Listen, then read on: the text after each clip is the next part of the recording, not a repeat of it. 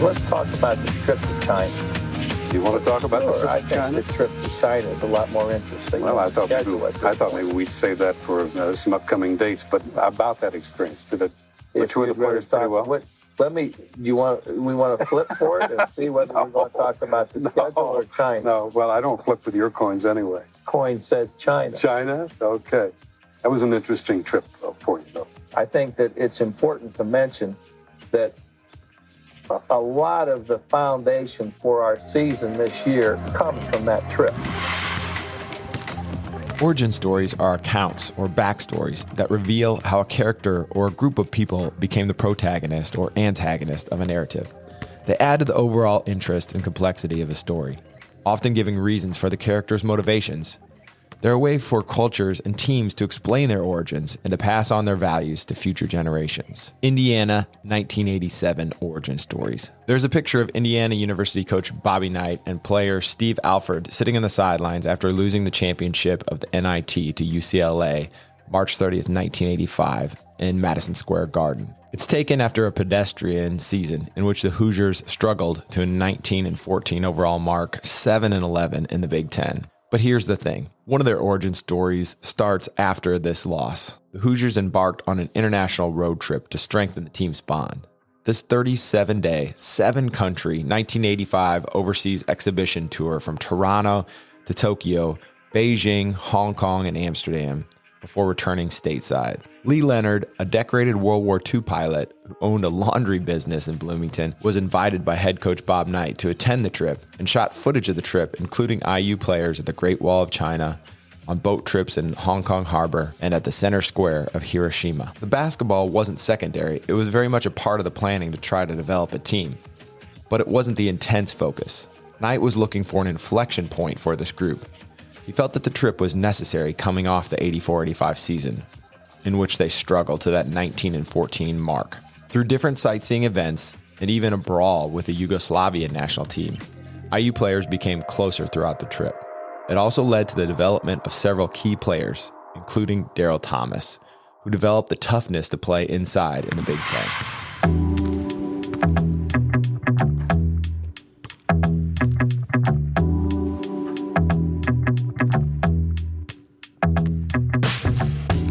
We're talking about origin stories today as we dive into 1987 and the look back at this Final Four. And I want to start with talking about IU here. They had this kind of run to the championship that year that maybe started years before it. And I want to just start out talking about like what is an origin story to you? And then we'll talk like a little bit about like what is an origin story for a basketball team. But what do you consider an origin story, or what are some that come to mind for you? Because I listed a couple, but I'm just kind of curious, like what do you see, and do you see that as like an important thing in sports? I mean, I believe it is. I think that most great players, there's always something that defined who they became. You had Michael Jordan, getting cut. That he never wanted to do it again. Like he was determined that he was going to be the best player ever. Even players like Iverson, right? With what he went through. And that's the way he attacked it every game like it was his last. There is something to it, and I think this team does have a story behind it, and I think that really it was kind of a way that Bob Knight changed the way he thought of things. They needed to be more athletic, and he didn't like going out of the States, and then he had to and change it, and in the course of it, Alford had to take out losing. Maybe that makes him want it even more, appreciate winning more. Coach Knight, he was at the top of his game. NBA, collegiately, high school, I don't know of a stronger personality, a stronger ambassador to the game. A 76 perfect national championship season, another one in 81, and winning Big Tens like yearly. He realized we had to do something more, something extra to get back to where we wanted to be. He came in practice and said, hey, boys, we have an opportunity to go overseas and play in these world games. It grew as time went on. It went from a 10-day thing to a 5-week world tour. Like, that's an origin story to me. Like, sure. Like a Cinderella story, but in this way, I don't know if you really call it Cinderella because it's IU basketball. Right. In the 80s. But, like, in the 80s when IU was pretty dominant. So yeah, I think there is a story. Well, let's start with our first possibility for an origin story. So there was this documentary a few years ago about the big trip. IU goes overseas to China, plays against all these like grown men, including Arvydas Sabonis. The trip was going to start off with coach up in the stands watching, and the assistant coach is doing the coaching on the sidelines, because his concept was, I'll be able to see more and just watch, and that's what we're going to do. It was like, this isn't going to be what we thought it was going to be. Now, nobody liked getting beat either. We lost to the Japan national team, and then we ran into the Russian team, and they were men. They were big, strong, fast, and they were a great team.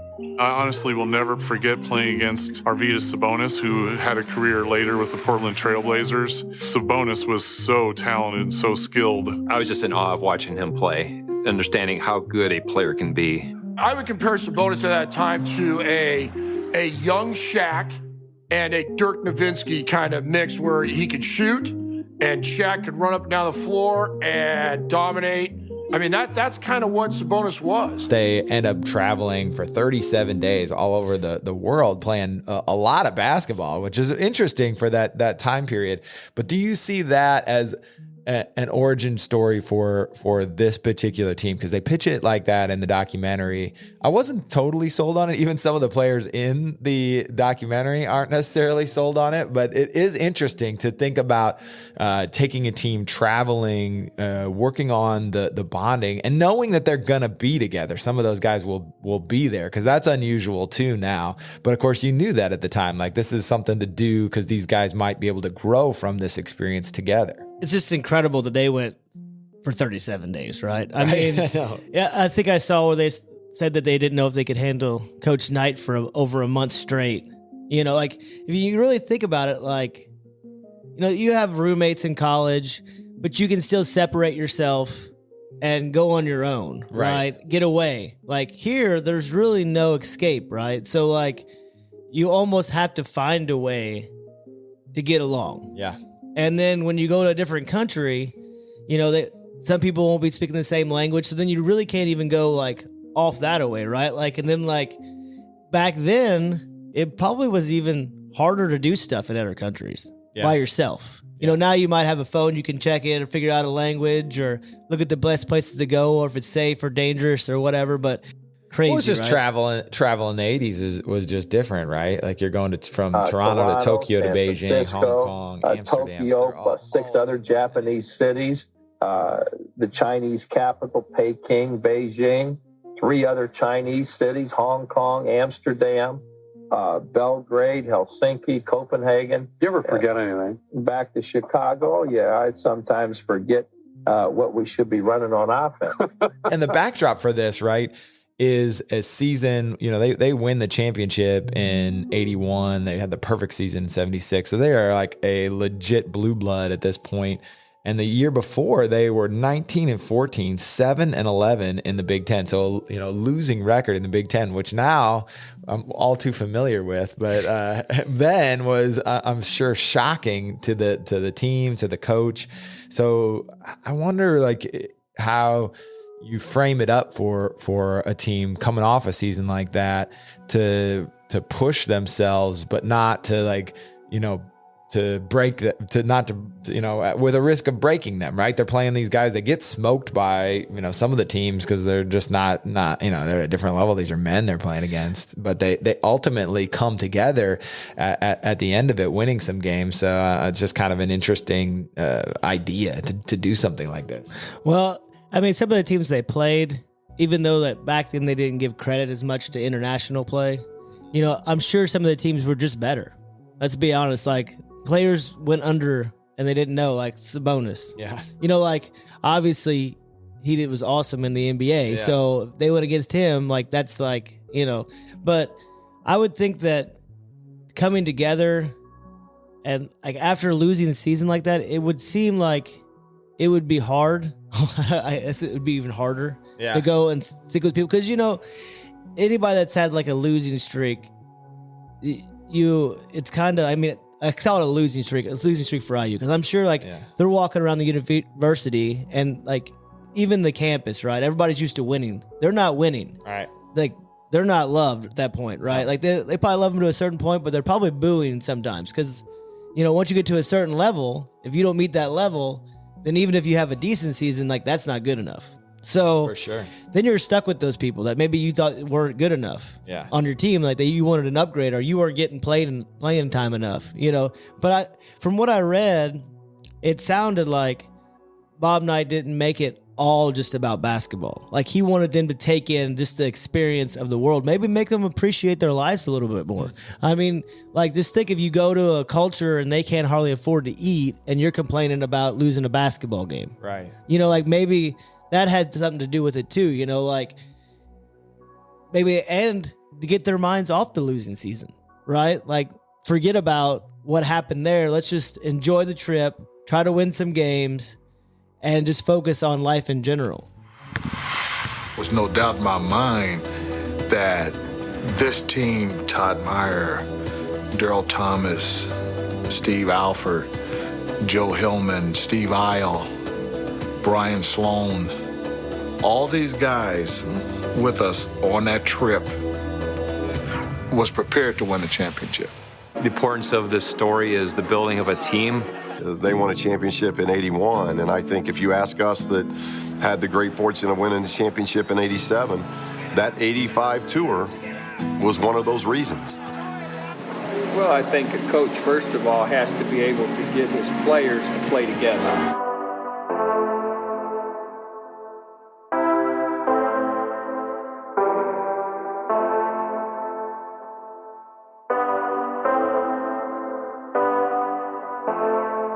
The 1987 Hoosiers' second potential origin story comes from a heartbreaking loss to an underdog in the 1986 NCAA tournament.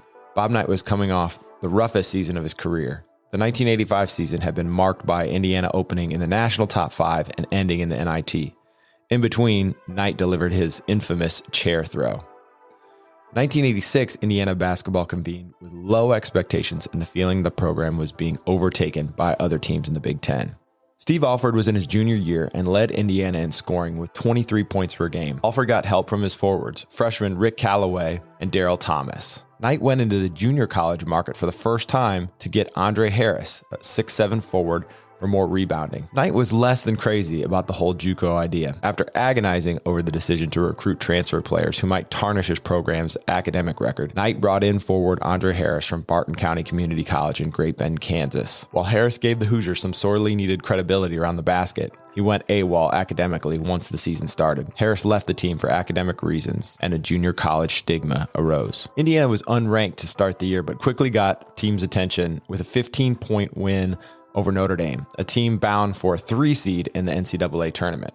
The Hoosiers were ready to go to Lexington and play Kentucky. In between the Notre Dame and Kentucky games, word leaked that Alford had posed for a calendar that a sorority was using as a fundraiser to help disabled girls. The long arm of the NCAA reached out and decided it was unacceptable, suspended Alford for the Kentucky game. Michigan State had the conference's MVP, point guard Scott Skiles, who averaged 27 points per game, and the Spartans would be the Big Ten's only team to reach the Sweet 16 come March. They came into Assembly Hall and handed Indiana a 77-74 loss. The promising season was now reeling. It was time for the stretch of Ohio State, Illinois, and Purdue again. This time on the road. An 84-75 win in Columbus was followed by a 61-60 escape in Champaign. Even though the road swing ended with a 17-point loss in West Lafayette, Indiana was flying high. They were 10-4 in the Big Ten, and against all odds were tied with mighty Michigan for the conference lead. Michigan State was nipping at the heels at 9-5 as the season hit its final 4 games. The Hoosiers came home and blasted Minnesota by 30+, then delivered an 80-73 win over Iowa in the home finale. The Wolverines and Spartans each held serve. Indiana would conclude the conference season as it had begun against these two opponents. A trip to East Lansing simplified the conference race drastically. Indiana won 79-69. They were still tied with Michigan. It was a winner-take-all Saturday afternoon in Ann Arbor. It was the last high point of the 1986 Indiana basketball season. The regular season finale was an unmitigated disaster.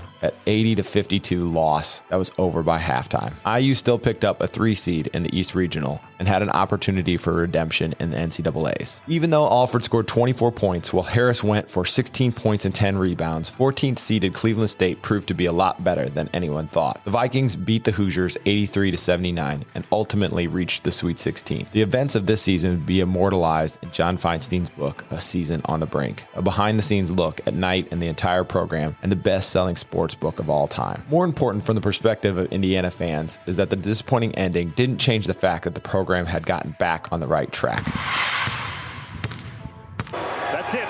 The game's over. If you're riding Cinderella, send her mail at 2451 Euclid Avenue, Cleveland, Ohio, because they have just advanced today. That's it, Ralph. That's it. Game's over. Alford's going to commit the foul. 10 seconds left. Ramsey's going to go to the line for 2 more, and the Cleveland State Vikings are getting a standing ovation from this crowd in the Carrier Dome. When we opened up about an hour and 50 minutes ago, we told you that Cleveland State felt as if they could win this ball game, and they were sincere about their thoughts. All the way Vikings and Saints. Baseline jump shot is good again. They can't miss. The Cleveland State game might have shown that we weren't tough mentally. We just didn't handle that game well. Against the double team, lost the ball.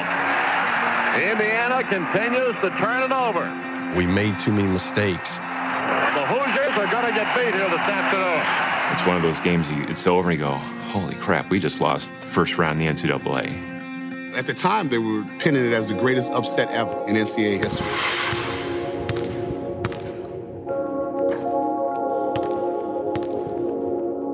Can an upset or a big loss be a starting point for redemption or an origin story? Like, can you start with a loss? So pivoting a little bit to the Cleveland State game, because the next year they make the tournament and get things turned around a little bit, but then they get to the tournament and belly flop. They lose to Cleveland State, team that had never been in the tournament, and really point out some flaws maybe in the way that Knight was putting teams together at that point, like not modernizing his teams enough. And then, ultimately, again, like starting to build a different sort of narrative for IU basketball. Like now they'd had an unsuccessful season, then they built to a better season, but ultimately, again, fall short. So is it possible to use a loss like that? Do you think that could have been a springboard into the next year? Or do you think that ultimately it's more about like overcoming the loss and forgetting about it rather than like using it as motivation?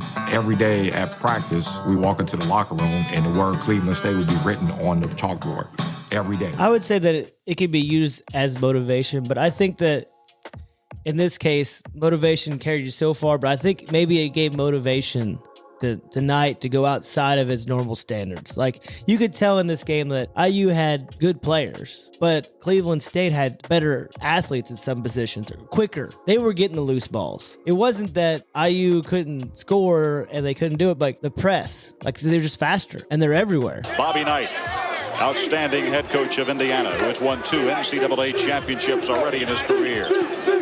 And he's concerned about the physical capabilities of these kids from Cleveland State. They're very, very good athletes. There you see it. Indiana hasn't gotten the ball in bounds yet. Bob Knight sits back and thinks about things in life. And IU wasn't built for that. It was more about probably X's and O's, shoot a jump shot, let's set it up, that'll be good enough. And they weren't ready for the change of basketball. It was your typical Cinderella story for Cleveland State. There's one play where the guy threw a bounce pass around his back. And that time, he planned that perfectly. And that really set Cleveland up. I think they got a little bit more confidence after that play happened. You can just see Cleveland State, they didn't have any problem with lack of confidence to start, but their confidence level's going up and up. It's tough. This is what's so tough about a one and done tournament, right? Because you get the chance, even in the finals, you hear about them making adjustments. There's no chance to make adjustments. Like, you get halftime, that's pretty much it. Yeah, that's true. And I mean, even at halftime, do you think that do you make a big adjustment or do you assume that they'll probably regress to the mean? You know what I mean? I think that's the toughest thing. And of course they do. It's not like it's a huge blowout or anything like that. No. So it's just like it's that Faustian bargain where you're trying to decide like, okay, I could change things up big time and start pushing up on them or press them. But does that then kind of undermine some of the things that we're doing, and ultimately go in the other direction, right? Do you stay the course, stick with your game plan, and assume that in the longer, over the course of the whole game, it'll play out and we'll win? Oh, the other thing that I was really surprised about in that game was, why didn't IU press until the end? Like, I don't know. I don't think that they could have handled the pressure. Like at the end, you could see it. Like they pressed for a little bit there at the end, and it really affected them. Like I just don't know why they didn't start that earlier. I wonder, talking about that, and this is why getting into back to the origin story question. I wonder if this loss, as much as maybe it informed the team's character, it also changed the way that Knight thought about it. I mean, I'd love to ask him about it, just to think about because the biggest talking point for going into the UNLV game, right, is that he talks to those guys and he's like, we're going to run with these guys. So he takes the kind of almost the opposite stance that he does in this game, and goes and makes a bold swing that you wouldn't necessarily think would work out. But maybe he's learned from games like this where you're like, you know what, I need to be the one setting the agenda rather than having the agenda set on me, basically. They probably went back in the game field and they were like, man, these guys are really fast. Maybe we should do this more. Maybe we need to find how we can utilize these kind of players. The one player I do want to talk about in that game was the Mouse. Great move by the Mouse. The Mouse is a legend around. You get a good look at him right there. Is a legend around New York City playgrounds. Never played high school ball. Got all his seasoning on the New York City playgrounds in an AAU competition. He allegedly scored 55 points on Pearl, Washington in a playground game in New York City. I just had to bring it up because it was a fascinating story. Yeah, it's great. The guy never played high school basketball. Did you catch that? Yeah. Mm-hmm. And he was a freshman. And I was like, wow, 21-year-old freshman. Yep. Never played, and he helped them beat IU. How crazy is that story? Crazy only in the 80s story, like straight off the playground, just a fascinating, great nickname. Yeah, the coach is super interesting too for Cleveland State. Oh yeah. Yeah, unfortunately had not a great ending to his time there, but certainly kind of a classic character for a coach. I mean, Cleveland played out of their minds. Let's not make it sound like IU didn't have good enough athletes they could have won. I think it just brought up what could happen if we don't change our mindset. Right. For sure.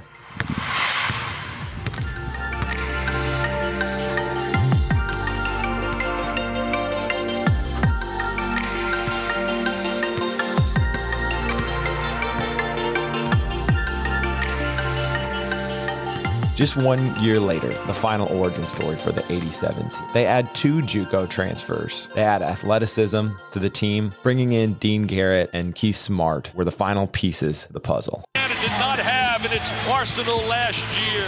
They were a perfect fit. It was like they had been there for years. We had the parts. Now it was just how tough were we going to be mentally. You knew what Indiana on the front meant. But these new pieces did not. Indiana called, and Coach Dugan didn't believe it because this is totally out of the ordinary for Indiana to do anything like this. He hung the phone up. They called back. He said, if you're serious, you guys come down here and come see this kid, and then I'll know that you're serious. When Coach finally did come to the gym, the football team stopped. Everybody stopped what they were doing, and they were fighting to try to get in that glass area to even see what Coach even looked like. And I even signed my letter of intent before I even took my visit to Indiana. I know everybody thinks he's calling up a play for Steve, but he didn't. He just the first open shot. And I'm just glad I didn't get the ball like Daryl did. I don't know what I would have done. I'm going to say 60-40, I would have probably shot it. We won the national championship because Daryl Thomas had the discipline to make the right decision under pressure. To pass the ball to Keith Smart in the corner. Keith caught the ball, shot, the rest is history. Bob always considered that the key play in his coaching career that Daryl Thomas made, carrying out every element of the Bob Knight game and getting the ball to the right guy, getting him open and taking your chances from there. Heart, passion, camaraderie, the Superdome, and legendary coaches. Over the course of this series, we're going to look at the 1987 Final Four and how the coaches and players connect and intersect to create this iconic season. Whether you were an Indiana player hoping to continue Coach Knight's legacy, a running rebel looking to cement Tark's legend, one of Bayham's army, or a part of Pitino's scrappy upstarts. All the teams were going to be different after the 1987 Final Four.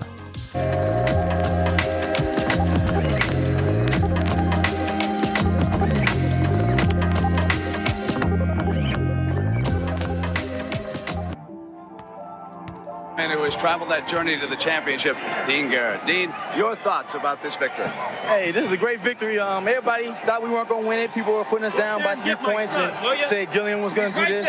UNLV was too fast for us. But hey, that shows you, we're a strong team ourselves, and we're not quitters at all. Bob, I thought you got an incredible game off the bench today. Two guys came in and really used their heads to set a lot of things up. Steve Isle and Hillman. Well, Hillman and Isle played very well for us in the regional and have played very well for us in a lot of situations all year.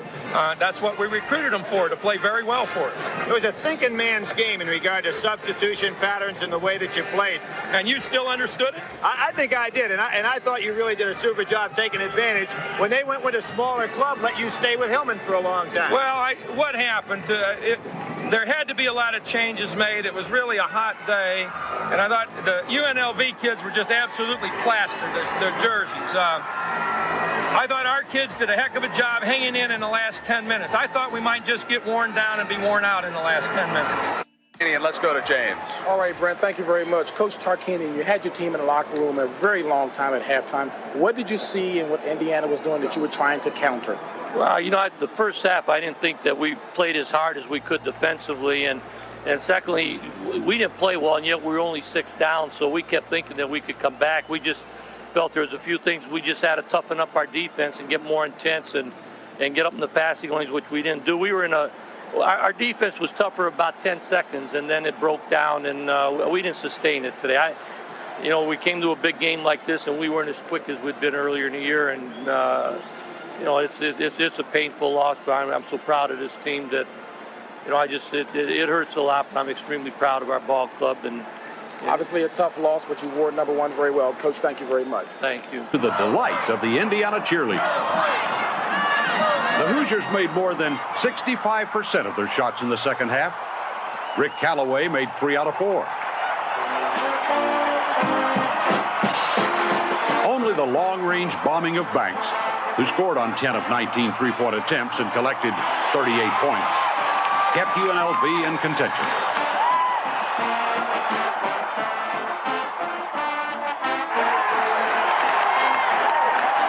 With less than 2 minutes to play and Indiana up by 7, Banks missed. But Armand Gilliam took the rebound and scored, and the running Rebels were still alive.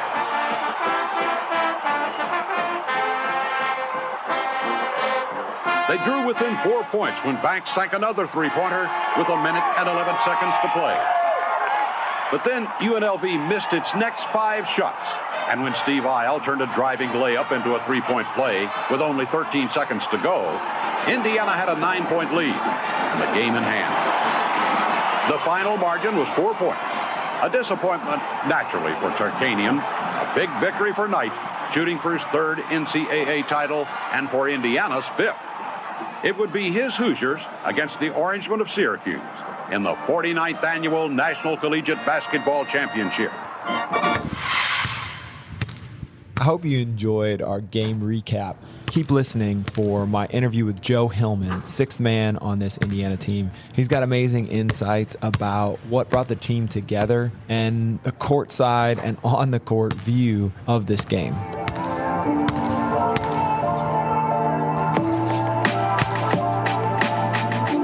Well, I want to talk about, before we get into kind of the setting the scene in New Orleans, the kind of origin story, because you're hinting at some of that stuff as we're talking about this year's IU team. But I watched the big trip, and then I watched the Cleveland State game leading up to this, and I was thinking about origin stories for teams. And you guys got, in this era, get more of a chance to build that camaraderie. But I think it's a misnomer that teams don't get that. There are some players that come for a year and don't, but I think by and large, even this year's IU team has a lot of guys that have been there for a long time. So yeah, I just wondered about the origin story and what you thought about like building, the building of this 1987 team. There's a lot of moving pieces. Was there one thing that catalyzed it, or do you think it's just kind of everything coming together with the transfers in, the big trip when you guys are younger? Well, the big trip gets a lot of, I think everybody talks about that. Yeah. I'm not so sure that I never bought into that because I thought we had a pretty good year the next year. I think the bigger thing was Dean and Keith coming to the team, and not only their ability and beyond their ability, they bought in and they said, okay, what do we need to do to play? Where do we need to go? Now, Dean was a little easier because, hey, he was just kind of a back to the basket kind of grind. Keith was way more, let's get it up and down. And he, kind of had to be throttled back a little bit and get into the system. But those two guys buying into what we were trying to do, I think is a way bigger thing than the trip. I think the year prior, we actually saw a flip of Daryl Thomas because Daryl went from being kind of a good player and just kind of a role guy to we got to have you. And the year prior, he ended up having to play center, got hurt, played through being hurt. And he realized, hey, I can be a man, and then now he's a senior. And Daryl was such a good college basketball player. Yeah. I mean, and people underestimate how good he was. He scored for us. He defended the best post player, and he rebounded for us. I mean, Daryl was a great college basketball player. Yeah. And, now Steve comes back. He's a year stronger. And, I mean, we had a core that kind of knew what to do. And now adding two guys that athletically and size-wise helped us. And again, them buying into what we were trying to do, they don't get enough credit for that. Yeah. How did you guys bring them in? Because I think as teammates, because I think that goes maybe under the radar a little bit. UNLV, it gets the kind of JUCO moniker that, Tark's out there looking for guys from JUCO, but these guys were junior college transfers. And I'm sure there's like some, if I'm just putting myself in like your shoes or one of the players' shoes, like these guys coming in from the outside, some of my playing time could potentially go to them and just kind of sizing them up and figuring out how you guys fit as teammates. Aaron, nobody didn't worry about that at Indiana because under Bob Knight, if you played well in practice, you were going to play. Nobody could ever go to Coach Knight and say, I'm getting screwed here by playing. Because every single day out there, you had a chance to do it. Okay. Our practices were brutal. I mean, we had 7 guys on red and 8 guys on white. And the 7 guys that were in red at the end of the week or before game time were the guys that are going to play. And the hardest position, by far the hardest position in Indiana was the 7th guy or 6th guy because you were replaceable. And those guys that were 8, 9 on the road, they were fouling, they were grabbing in practice to get their jersey switched. And, so nobody can complain about that under a Bob Knight system. Now, the year prior, we were really undersized. Had a lot of those guys redshirting. So when we had the undersized bringing in Dean, who was kind of a late bloomer, was really a no-brainer. All of a sudden, we got a 6'10" guy. Yeah. And so and Dean came from Dean's family's military. I mean, Dean's very disciplined. He played for a guy in junior college that was a tough guy that got after him. And that I don't think the transition was as hard for Dean, just because big guys,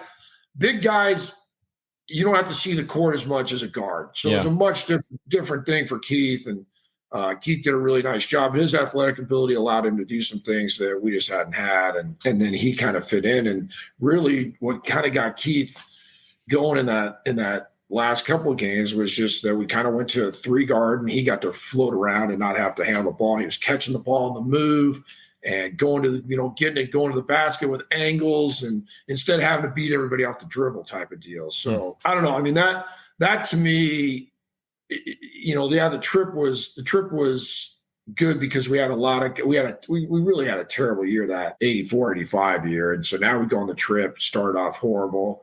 And then it got pretty darn good. And we started playing really well at the end.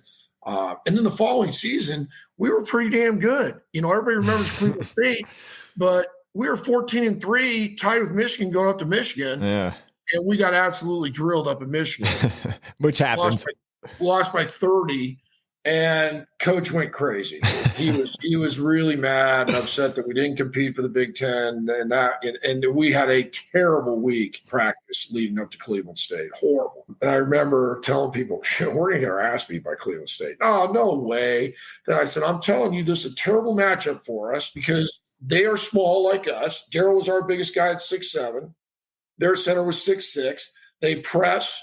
We are a terrible matchup for them. And that week of practice was so bad. We couldn't, the red shirts and team on the white jerseys were killing the red. They couldn't break the press. We started off pressing with 6 guys just to make it harder, and they couldn't do anything. Finally went to 5, and it was just a bad week of practice. And Coach had us on edge a little bit from just drilling us from losing and not competing up in Michigan. I mean, we lost 80-50 up there. And he was mad about the fact that we just didn't fight and scratch and claw. And then in reverse, though, we go to the UNLV the following year. And the biggest thing that stands out to me was our preparation for the UNLV game. Yeah, go into that because you got this week leading up to this. And, of course, the LSU game was close, too. Well, the LSU game we probably should have lost. Yeah, 1-point win there. So that's a classic tournament. We didn't play very well in the LSU game, but we scrapped and we hung in there and we made some plays at the end. And, so that was on a Sunday. We come back Sunday night and got back pretty late because I think we played at 5:30 or something, maybe. Mm-hmm. Maybe it was a 5 o'clock game. We didn't get back till 11:30 on Sunday night. Get to the Bloomington airport, and there's probably 10,000 people. So everybody's telling us how great we are and we're doing all this. And I had played a minute, made a really big play in the LSU game. Got out of the break, steal, laid it in, got fouled. And so the next day at practice, which is Monday, we don't play again until Saturday. And we're thinking, all right, we're pretty tired. Well, it says get dressed, get taped, which meant we're going full blast on Monday. And, we all expected maybe to say get dressed. Get dressed meant we're going to walk through some stuff. So get dressed, get taped. Go through our normal routine. We go out, we're shooting around, and Coach says, let's go in. So we go in, and Philly's sitting there, and he's got this stat sheet. He says, Hillman, Jesus, son, you scored 3 points in a minute. You think about if you played 40 minutes, you'd score 120. And I go, well, tell the dumb son of a bitch to play me more. And Coach walks around. Hillman, there'll never be a day at Indiana when you play 40 minutes. And everybody laughed and giggled. Set you up, we go off to practice, though, and we can't do anything right. We're doing our normal just four lines, and we do the 3-man weave. And we get into just some drills, and Coach is going crazy. This is absolute fucking bullshit. If this is all the effort we're going to put in, then we might as well not even go down to New Orleans. We might as well even forget about it. I got no interest. If you don't have any better effort and wanting to go down and play 80 minutes, then forget it. Get the hell out of here. Kicks us out. But 15 minutes into the practice. Wow. So we go into practice. We go in the locker room there. Steve's like, hey, come on, guys. Come on. We got We go back out there, and Coach is sitting in the middle of the court and says, nope. Get the hell out of here. And when you guys are right, you let me know when you want to practice, but I don't want to see this anymore. And the lights go out in Assembly Hall. Wow.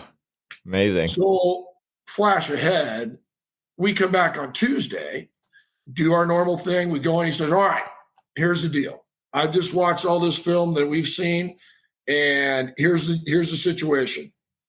We are getting rid of the 4-pass rule. We're going to go play Vegas, and we're going to run up and down with them. I do not want to play against them for 40 seconds, 45 seconds. They'll wear us out, and we're going to lose.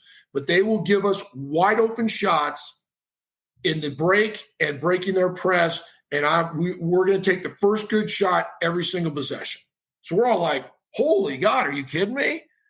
Did you think he was crazy? Say that like that's such a change. No. He said, hey, I've watched it. If we break the press and stop, they're gonna smother us. And they'll make it really hard for us to score. But if we break the press, we will get layups and wide open shots. And so we go out and practice, and we had a great practice. And Coach came in and wrote up 80 minutes, 2 games. He said, hey, here's the deal. We're going to New Orleans to win 2 games. You guys want to go down to New Orleans like these other teams are going to go down there tonight and tomorrow? That's fine. You want to go have fun in New Orleans? Go do it when you graduate. We're going down to win 2 games. And if you don't want to go down there and win 2 games, then let's just stop right now. He walked out. Great practice Wednesday, great practice Thursday. We got to be down in New Orleans. I mean, we're sharp. I mean, he's pushing, he's clapping. I mean, he's got an energy about this is going to work. This is going to work. We got to be down in New Orleans at 1:30 for our mandatory shoot around. So we're going to practice at 9:00 in the morning.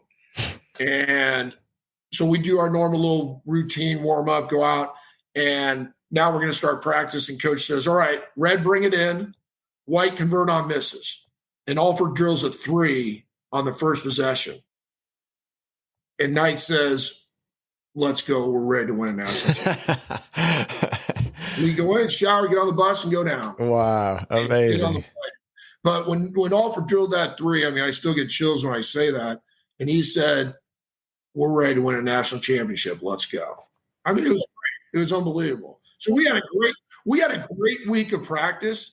And we had a great belief that what we were going to do against Vegas was going to work, letting us run up and down the floor with them. And nobody thought we were going to do it. If you watch the game again, Billy Packer goes, I don't know what Bob Knight's doing. This is crazy. He's running up and down. Because we got wide open shots and a million layups.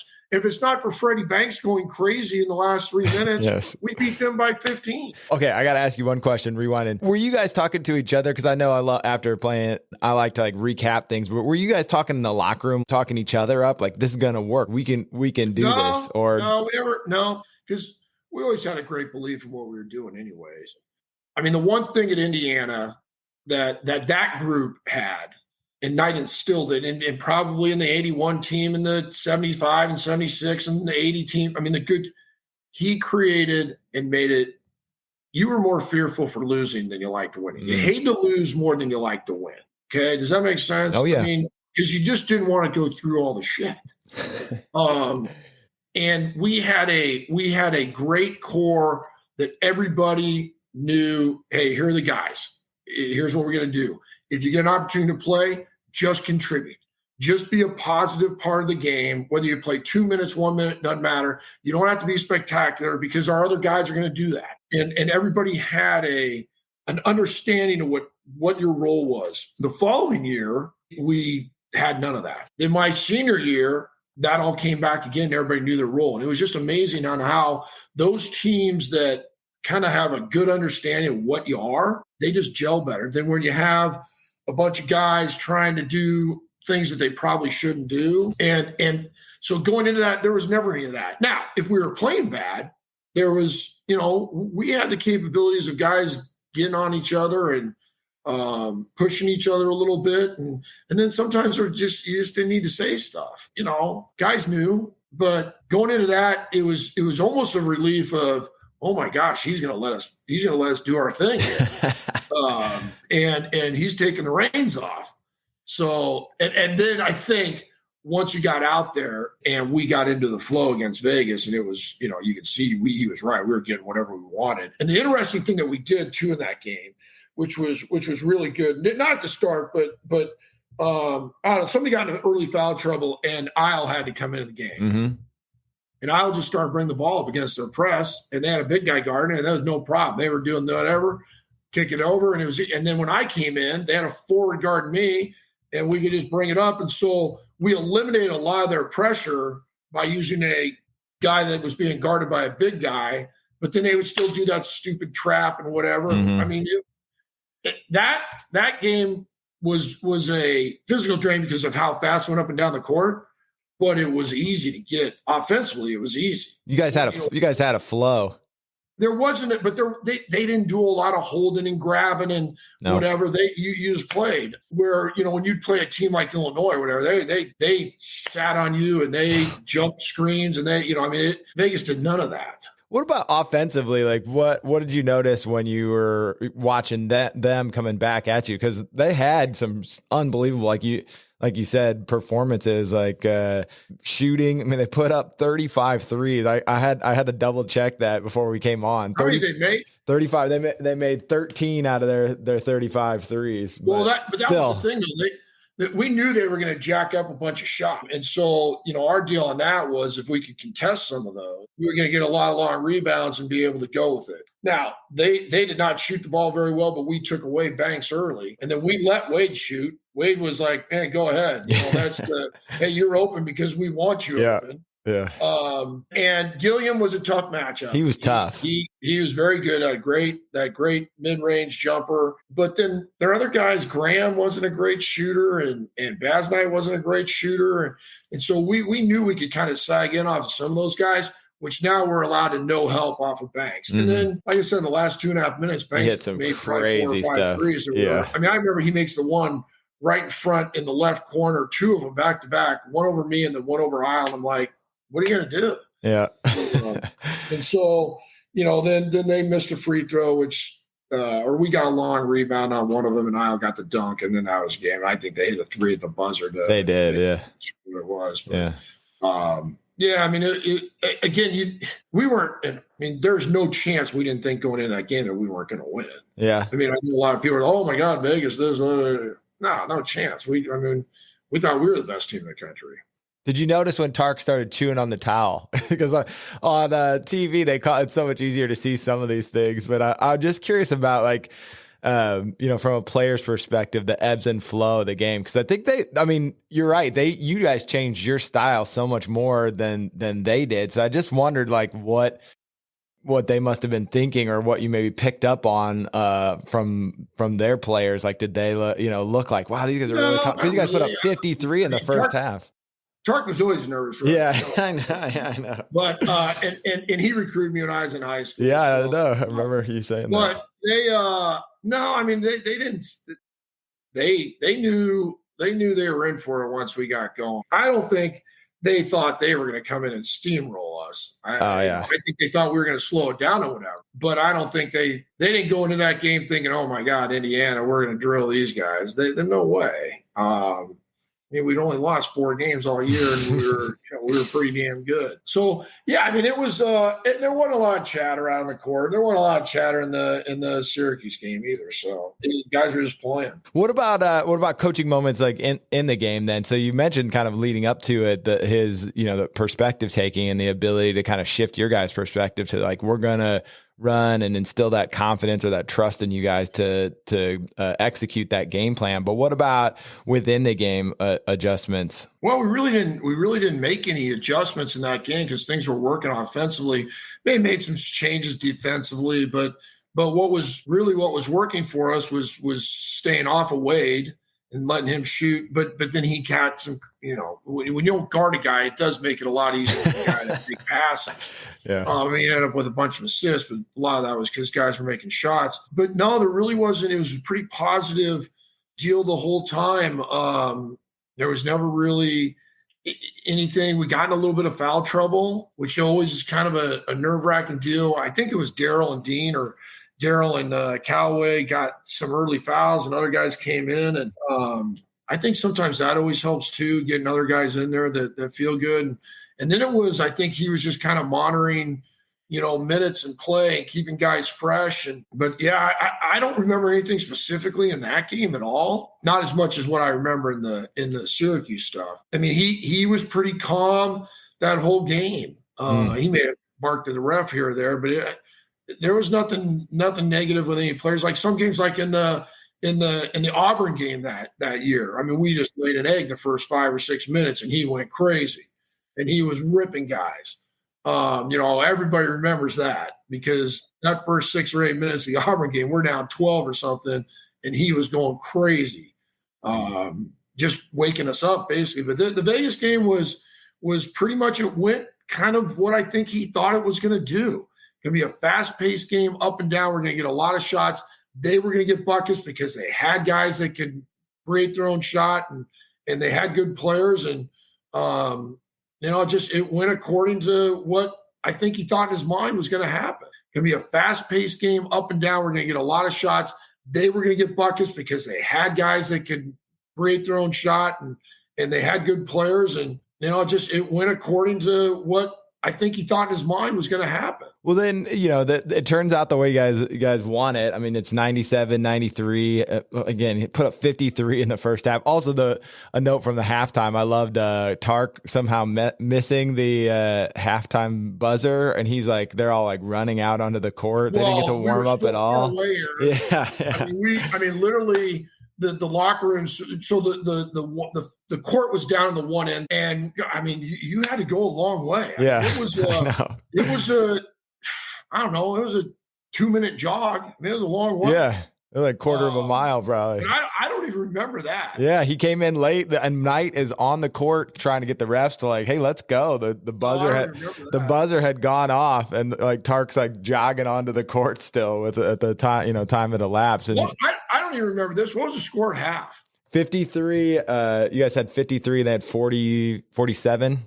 So, okay. Yeah. Okay. Because I know we got ahead by 12 or 13 at one point too, and they kind of came back. And but yeah, I mean that Vegas game, there was just never any frantic moment. Maybe a little bit at the end when they just keep draining. I mean, just started hitting threes. Made 4 or 5 threes. Crazy threes. Yeah. And so but we were ahead by enough there to was almost like, okay, don't foul. We're going to make our free throws. And it does help when you got a team that can make free throws. It does help the mindset at the end of games because hey, get it to guys that can make free throws. They got to foul. You're going to make them. That's a soothing deal at the end of games. But we also trust each other.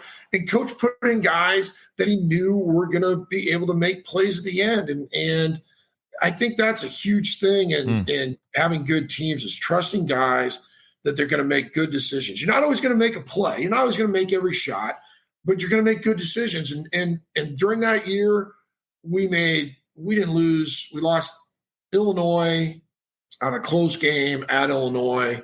I don't even remember. We got drilled at Iowa. They were good too. Pretty bad. And I don't even know the other loss, but we won close games. Yeah. And we lost one close game. So we were comfortable that way. I mean, I think that stood out to me so much. Like, despite the fast pace of this, you guys never seemed in a hurry. 62% from the floor. So like you said, it goes to that we started out is like, there's so much emphasis on the three. And I understand the statistical measure of it, but if you get really good shots and shoot 62%, you're giving that's what their, defense was giving you. You guys took it and took advantage of it. Well, yeah. And when you think about that and him saying, let's take the first good shot that we get. If somebody's open, shoot it. That takes all the thought process out of it. Oh, hey, if I catch the ball, is this a good shot or should I wait to the end of the shot clock? Or, we can maybe work this a little. No, catch, shoot, go to the basket. I mean, there was just so much room out there in that game that I remember because they overplayed so many things.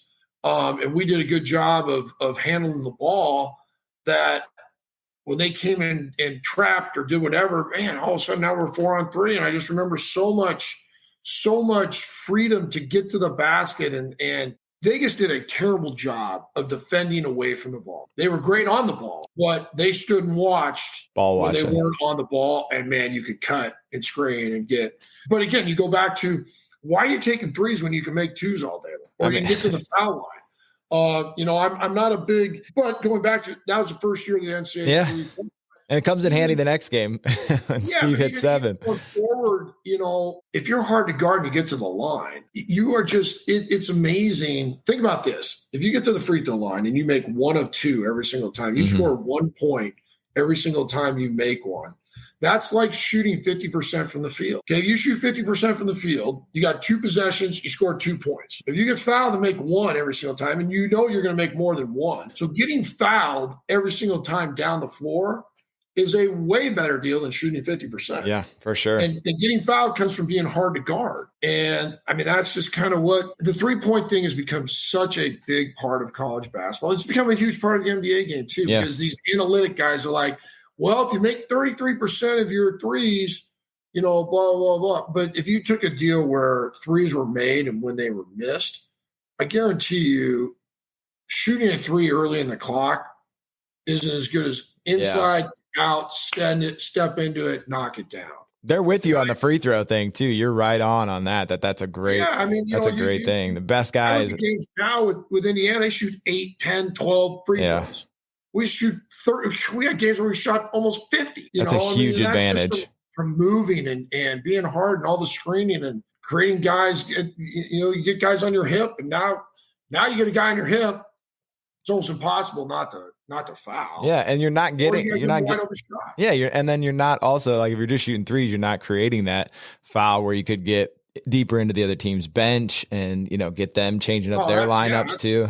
And when you miss threes, long rebounds are going the other way. Yeah, for sure. It just is. For sure. And so it's interesting on the whole, and I hear it all in football all the time. I watch NFL games all the time. It's, analytics tell you to do this. But analytics don't have any game time, game situational concept whatsoever. Yeah, you make 33% of them, but okay, you make 50% of your free throws every single time. Yeah. You're right. Give me those. And again, you're going to shoot better than 50%. Yeah. So, and that's, again, you go back to that Vegas game. I think getting off to a good start and seeing that we could run up and down and we were making shots and we were having success, success breeds more success. And then you get into a game. I always tell people it's way harder watching the game from the bench. You get nervous watching the game. Once you get in, it's fine. I'm nervous watching, even I know the outcome. It's way harder. Like, I watch my kid play. It's way, I said to my mom, we were watching my kid play a hockey game and college hockey game. And my mom was at the game. And I said, my dad's passed away. And I said, how did dad watch these games? And she goes, oh my God, he used to just pull his hair out. He was so nervous, anxious, and there's just anxiety because you want your kid to do so well. But, when you're sitting there on the bench and you're watching, it's like, and you're going to go in, but at what point, what are you going to do? But once you get in and you get run up and down the floor, now you're into it. And it's pretty easy. Because all that kind of goes away and it's instinct. It's way harder watching. What about, so you guys really blew speaking of analytics things that people always talk about. People always talk about you can't shoot in a dome, but it didn't seem to affect you guys. So was that like in your head? Did just no one talk about it? Or like, how did you overcome that? Aaron, on that. So we played in the Hoosier Dome, and the Hoosier Dome's was a bubble. The lighting was terrible, tough to shoot. You got to the Superdome, and they put it all down the one end zone, and everything else was black except the court. They really darkened the court. So the depth perception at the Superdome, when you do it in an end zone, wasn't nearly as bad as what it was like when you do it with a bubble top where it's pretty light. And so I think that made it a little bit easier. And they brought those stands were brought in, and they set that thing up pretty well. Now they put it in the middle of the field, which I think is tough. And the domes are tough because it's not so bad when you're head on. It's when you get to the sides and you start shooting and you're looking up and you don't see the rim. I mean, it's just, it is a depth perception deal. It takes a little time, but the Superdome in New Orleans, they did a really good job of darkening and really making the stands dark to where you had a pretty good shooting background. Yeah, I hadn't thought about that. Well, what about after the game then? You guys had kind of had this serious approach to leading up to the game, very focused and leaving late even to New Orleans. But what about after the game? Is there just like right back to the focus? Is there a chance to celebrate, or what's that? Well, it was interesting because Coach, when we were going down there, said, hey, we're not going to do anything different. We're going down there and play 2 games, and we're going to do our normal routine. And he was really big on routine, really big on routine. And so I remember Al gets the dunk and everybody's going crazy. And I remember grabbing Alford and I think it was maybe Daryl because we were out in the corner. I said, oh, we got one more game to play. This isn't it. And Steve was like, shut up, Joe. We won this game. We'll worry about Monday later. Yeah. And I was, but yeah, let's see. We played the late game. So we got back fairly late. We were tired. I mean, it was a drain. We didn't we may not even got everybody back to the hotel. In fact, I think some guys left because we had to get drug tested. So they pulled 8 guys. They talked about that. Yeah. And we didn't get back until pretty late on that Saturday night. And then what was really interesting is we got up and Coach looked at Steve. We were meeting in in one of the hotel ballroom things where we'd walk through stuff. And Coach asked Steve and said, hey, do we want to go shoot around today? Steve kind of said, nah, I don't know. I'm pretty tired.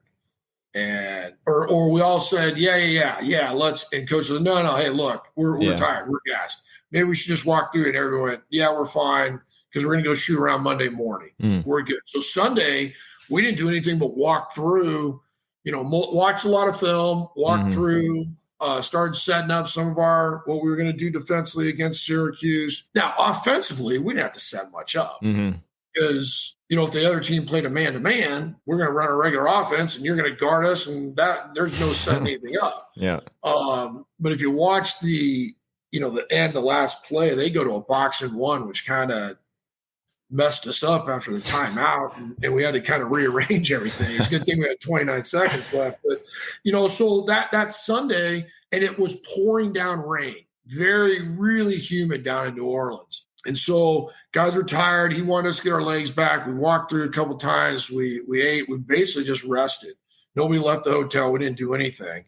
And then come Monday, we went up, did a shoot around Monday morning, probably 11 o'clock, 10 o'clock. Walked through a bunch of stuff, and then you didn't play. Well, we were playing down there about 8:15, so just normal. Kept everything the same. I mean, Coach Knight was really good about not making any game bigger than another one. I mean, and so us going down there on Friday, the day before the game, like we always did, it just didn't become a bigger event. Yeah, consistency for young people is big. Keeps people on a level keel, and you just. It helps with the anxiety of the moment. Young guys, 18 to 22 years old. I mean, you get out of your routine, you can really start thinking about it. That's interesting. So, and I did like what he said, hey, you guys want to go down to New Orleans and have fun, go do it when you graduated. I think Vegas and them, a lot of those teams, two of them got there Tuesday and the other, they were all down there by Wednesday. It was like, well, what are you going to do? That's crazy. I know. So that I think that helped. Helped us, our mindset for sure. Knight, Tark the Shark, camaraderie, the Superdome, and legendary players. Thank you for joining us for this look back at Indiana versus UNLV 1987 Final Four game. Iconic Seasons 1987 is a Principal podcast production. I'm your host and executive producer, Aaron Meyer. Robert was my contributor on this episode. If you enjoy this series, head over to Apple Podcasts, Spotify, YouTube, or wherever you get your podcasts, and follow the show. Make sure to leave us a rating and review. It really helps us and helps others discover the show. If you want to get in touch with any questions or comments about this show, send us an email. Our email address is hardwoodhistory@gmail.com. You can also find me on Twitter @Principal Meyer. Thanks again for listening. We'll be back soon with the final 2 episodes of Iconic Seasons 1987.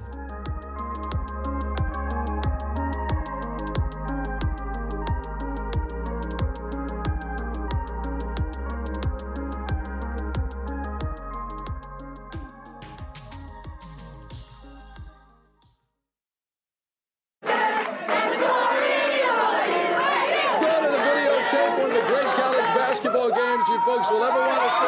Wins the championship. Keith Smart is the hero.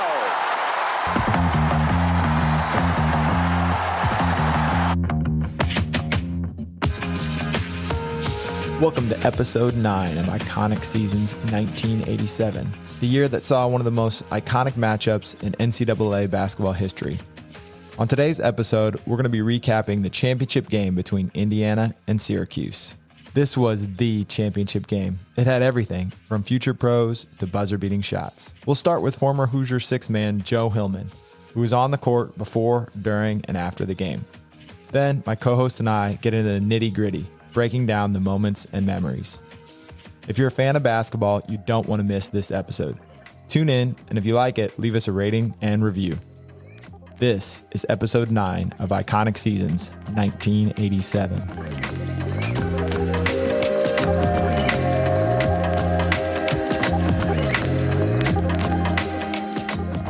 1987, we'll get in the time machine, and we talked about the Final Four game last time. So I wanted to kind of start right after that in thinking about like how much time do you get to celebrate? Because it's obviously a huge deal to win a Final Four game. So how long do you celebrate? And then what's the reset? Like, how do you reset then back to all right, we that's enough. We're back to preparing. We still got work to do. Yeah, well, I think that's where Coach Knight was great at.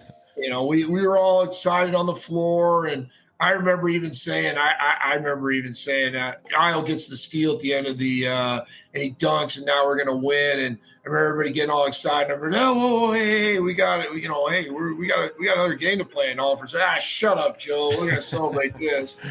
So it was good. But then when we got into the locker room, it was pretty much, hey, this is great. You know what? We came down here to play 80 minutes and got another game to go on Monday. So let's enjoy this for a little bit. But we got to get ready for Syracuse because we knew we were playing Syracuse because they played the first game. And it was pretty short-lived. And then we didn't get out of there until pretty late, though. In fact, I remember the first game, the Syracuse-Providence game went overtime. So now, back then, we played. They took 7 guys in a wild card or something, and we had to get drug tested. Okay. So I think the rest of the team went, and then the 7 guys that had the drug test, and there was always somebody that couldn't go to the bathroom or whatever, stage fright or dehydrated or something. Yeah.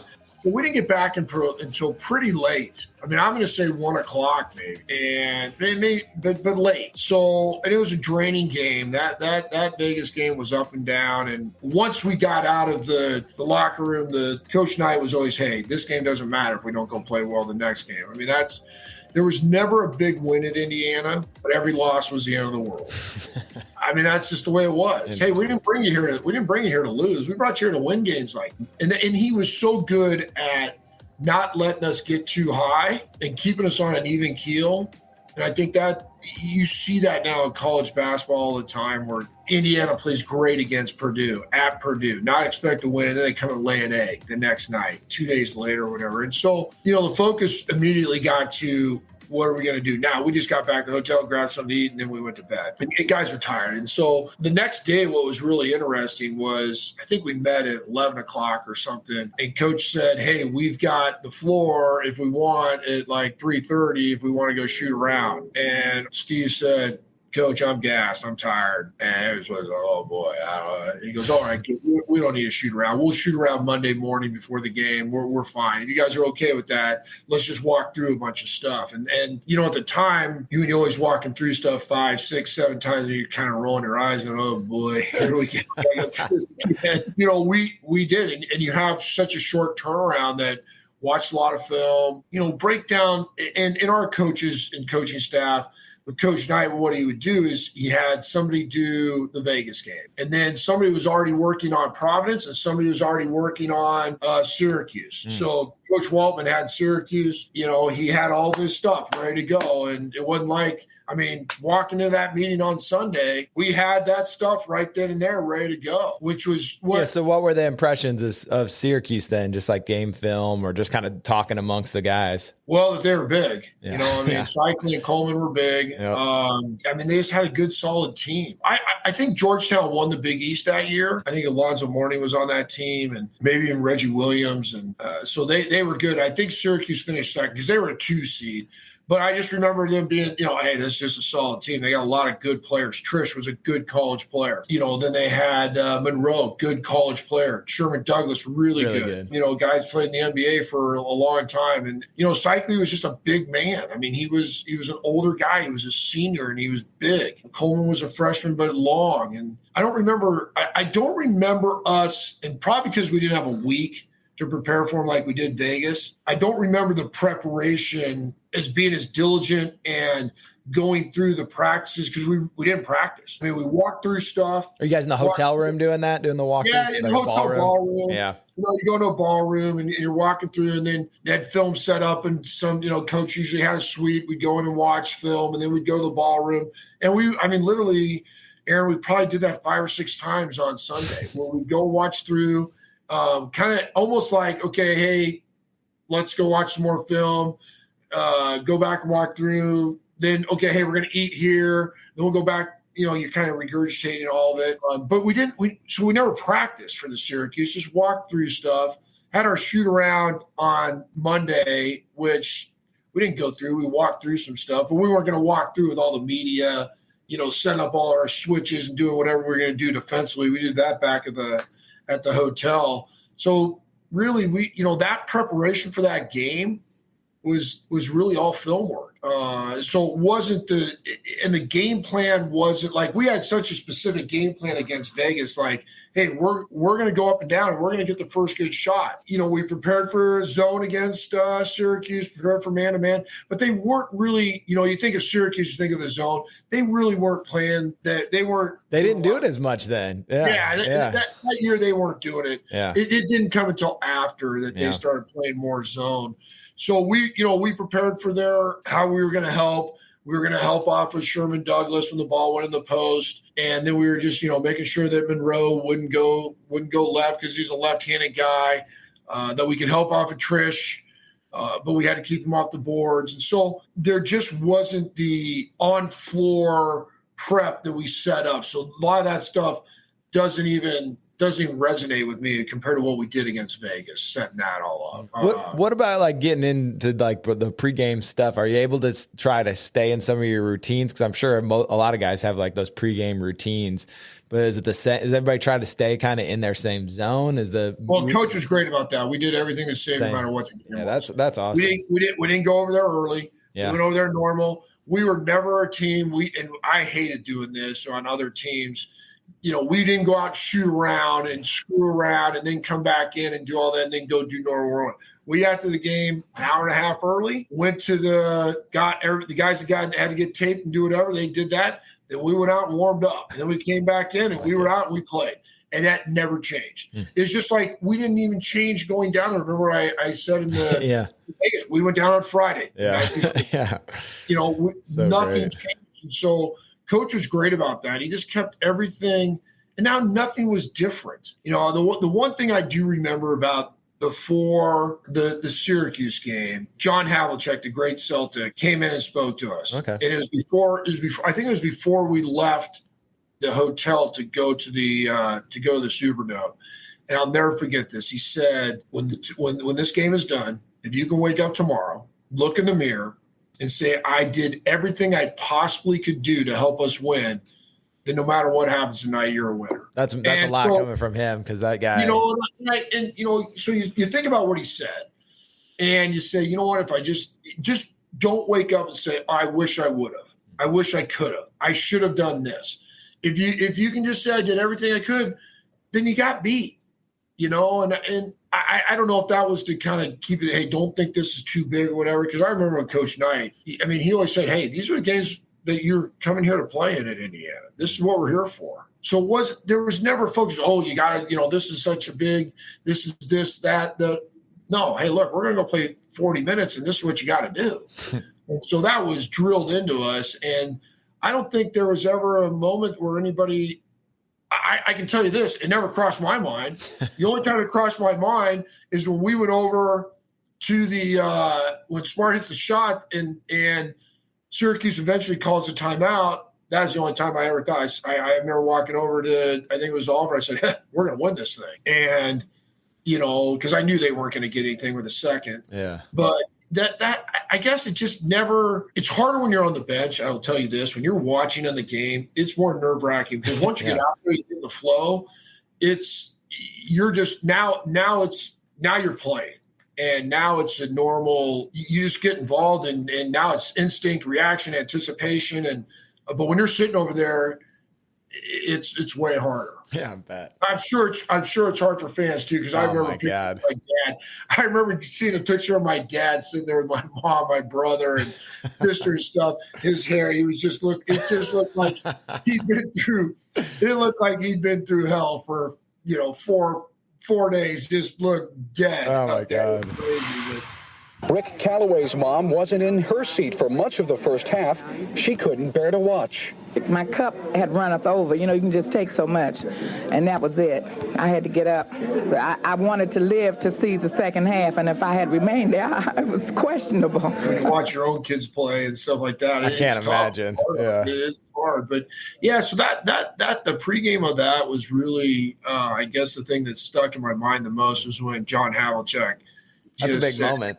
You know, just when you get up in the morning, you look in the mirror, make sure if you can say, hey, I did everything I could for us to possibly win, then you're a winner, and there's nothing you can, nothing to hang your head about. So it's almost like, hey, look, go out and do your best. If you lose, you lose. You win, you win. I mean, it was just a good memory that I have of that pregame. Well, what jumps out about the start of the game? So you're talking about like getting in the flow, but watching the start of the game, what jumped out, or what kind of thoughts were popping in? I didn't play the first 17 minutes, maybe in the first 16 minutes. And I actually thought I was going to get in there quicker, just because of how well we had played in the Vegas. I knew guys were tired, and I remember the game being a little sloppy to start. Neither team was very sharp. And I think some of that was fatigue, really hot and humid down in New Orleans on Sunday.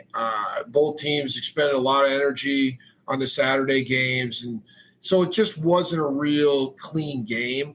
And then I got in there and now you're playing. I remember just being anxious and anxiety kind of clicking and going on, what am I going to get in? And, oh boy, am I going to get in type of deal? But you're just watching and trying to figure out what's going on. I just remember they had a couple of plays. It was like, whoa, oh boy, we're going to have a time stopping these guys. Cycling got a couple of easy dunks, and but we hung in there. We weren't playing very well. We knew we weren't playing very well. And then I get in there, we kind of get going, and then when I flip the ball behind my back to Alfred, he drills a three, and we go up at half.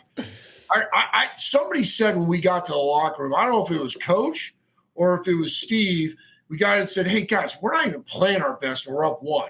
Come on, we can play better than what we're playing. And it wasn't like, oh, we can beat these guys because we're up one and we haven't even played well. Yeah. Let's go. Let's get together. I think it was kind of Coach.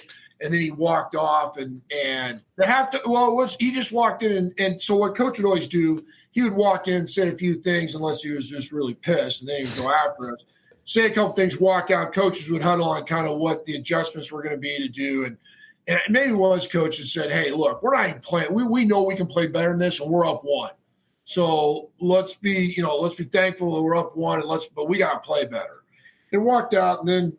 There wasn't a huge adjustment at half, and I remember this bomb at the buzzer made it IU 34-33 at intermission.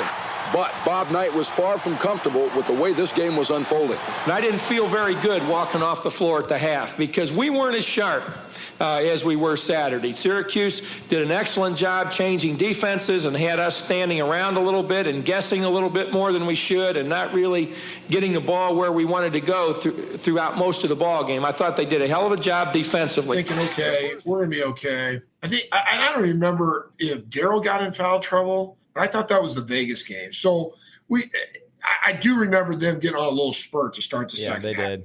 And we did not play well. We were turning the ball over. I actually got in pretty quick on there because I think I came in with like 18 minutes to go in the game, and he took Keith out. No, I came in, and Keith went out, and I never knew this. Keith then came in for Ricky or something, and I remember Keith telling me the story that Coach said, "I'm giving you one more chance. You do mess this up, I can't play the rest of the night." And it may have happened a little later in the half. That was kind of the start of the three-guard thing. I came in and played the last 17 minutes. We played with three guards, and we really had never done that all year. But then we used it a bunch my last 2 years. But what really stuck out of my mind in that was how Syracuse most of the time matched us up and brought a third guard in, which was a guy, Stevie Thompson, who's not much of a scoring factor, which kind of helped us a little bit. Trish was a better scorer than Stevie Thompson, and they matched us and went small for a lot of that, probably at least half to 70% of that time. Then all of a sudden, something clicked with Smart. He hit a shot or something, and all of a sudden now, because I think we got down 10. You were down 10, yep. And Smart hit something, kind of just a good, quick, athletic play. We got him in the middle. Then he got on a break and laid one in. Then he hit some spectacular layup, and all of a sudden it's like, we're down 2. And this guy's off in Never Never Land. Who knows? And it's working. And I think at that point, Coach just said, we're sticking with this. We're going to leave Hillman in, and we're going to let Smart run around, and we'll have Steve kind of – and then we just kind of hung in there. You gassed at this point, or just like running on pure adrenaline? No. The game pace was nothing compared to the Vegas pace. And so it was just a little more kind of physical banging around, but the game just wasn't as clean. It just neither team, I would say, would look back and say that was a sharp game. It was just not a very good game. And then again, we just, we get down to the last 5 minutes, and we always had a belief. This team just had a belief we can keep it close. We're going to win, because I think we lost one close game the whole year. We lost at Illinois, just didn't execute at the end. But we were just always comfortable because we knew we could make free throws, and we knew we had guys that we could trust to make shots. And we knew we probably weren't going to make a mistake or a bad play to hurt us. We just had a belief in that. And the good teams that I played on in Indiana, we always felt like we were going to win the games at the end. Just did. And 95% of the time, we end up winning close. That might contribute to your confidence too. After you win, after you win enough of them, you're like, all right, we got this. Coach put enough pressure on us in practice that game situations and things like that, you were used to being under pressure, because practices, man, he could put a lot of pressure on you in practice. I mean, there would be days that he would just get after one or two guys. Let's just see how much they can handle. I mean, he just and he got on you, and now all of a sudden you got excited, and and he made you play through that stuff. And then he found out, hey, who could play a nutcracker? I played for a great coach in Fred Taylor, a great coach, and he never let a good play go by in practice that he didn't make mention of. Pass, Gene. Pass. Ball, Gene. Where's the ball? Good pass, Gene. I don't care who made the play. It could have been a blockout, a pass, come up with a loose ball, whatever. And I've really tried to do that in my entire coaching career. But also, I want you to know when you've made mistakes. I don't think mistakes are a part of basketball. I don't think mistakes have to be a part of life. Winning is not making great plays. It's eliminating mistakes. Winning is eliminating poor judgment. It's eliminating carelessness. It's eliminating a casual approach. It's getting a kid to understand that if this is something he's doing, that others depend upon his doing it as well as he can do, that then, damn it, do it as well as you can do.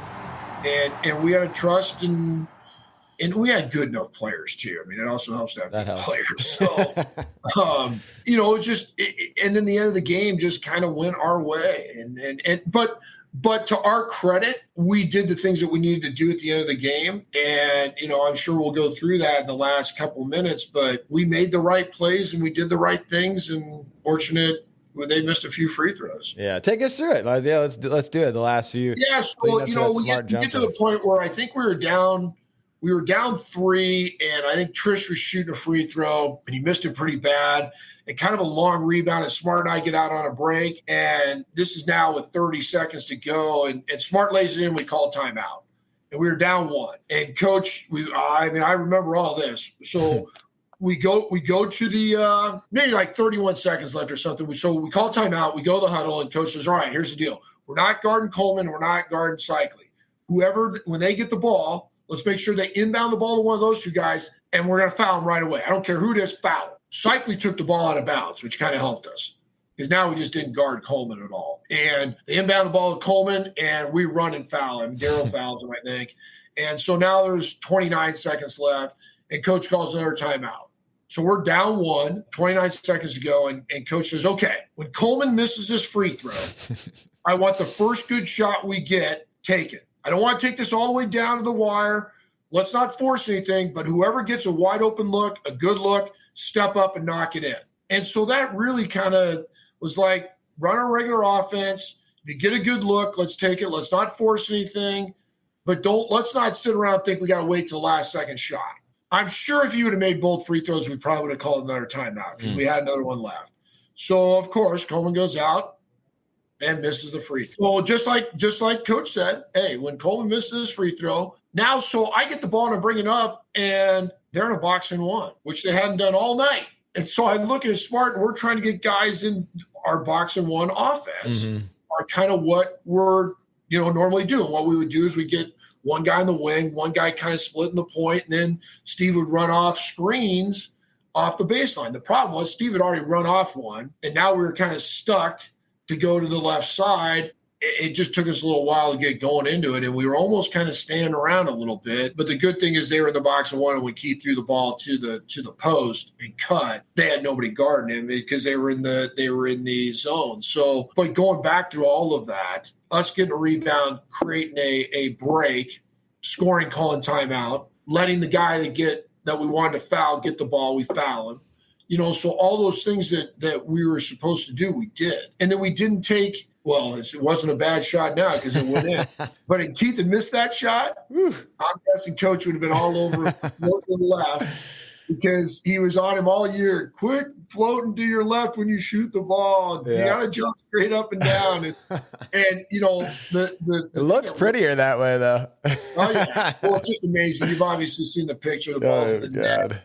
And we're all just standing there. And the amazing thing, though, is that ball went in with 4 seconds left. And nobody for Syracuse calls a timeout until Monroe does, kind of walking away with 1 second. That's when I walked over, and we were kind of like, I remember I said, Steve, we're going to win. We are going to win. We're done, And Steve went to Coach and said, hey, get Isle in for me, for himself, so that we had our better, athlete defenders on the floor. But in today's game, that clock stops with 4 seconds, and they got 4 seconds.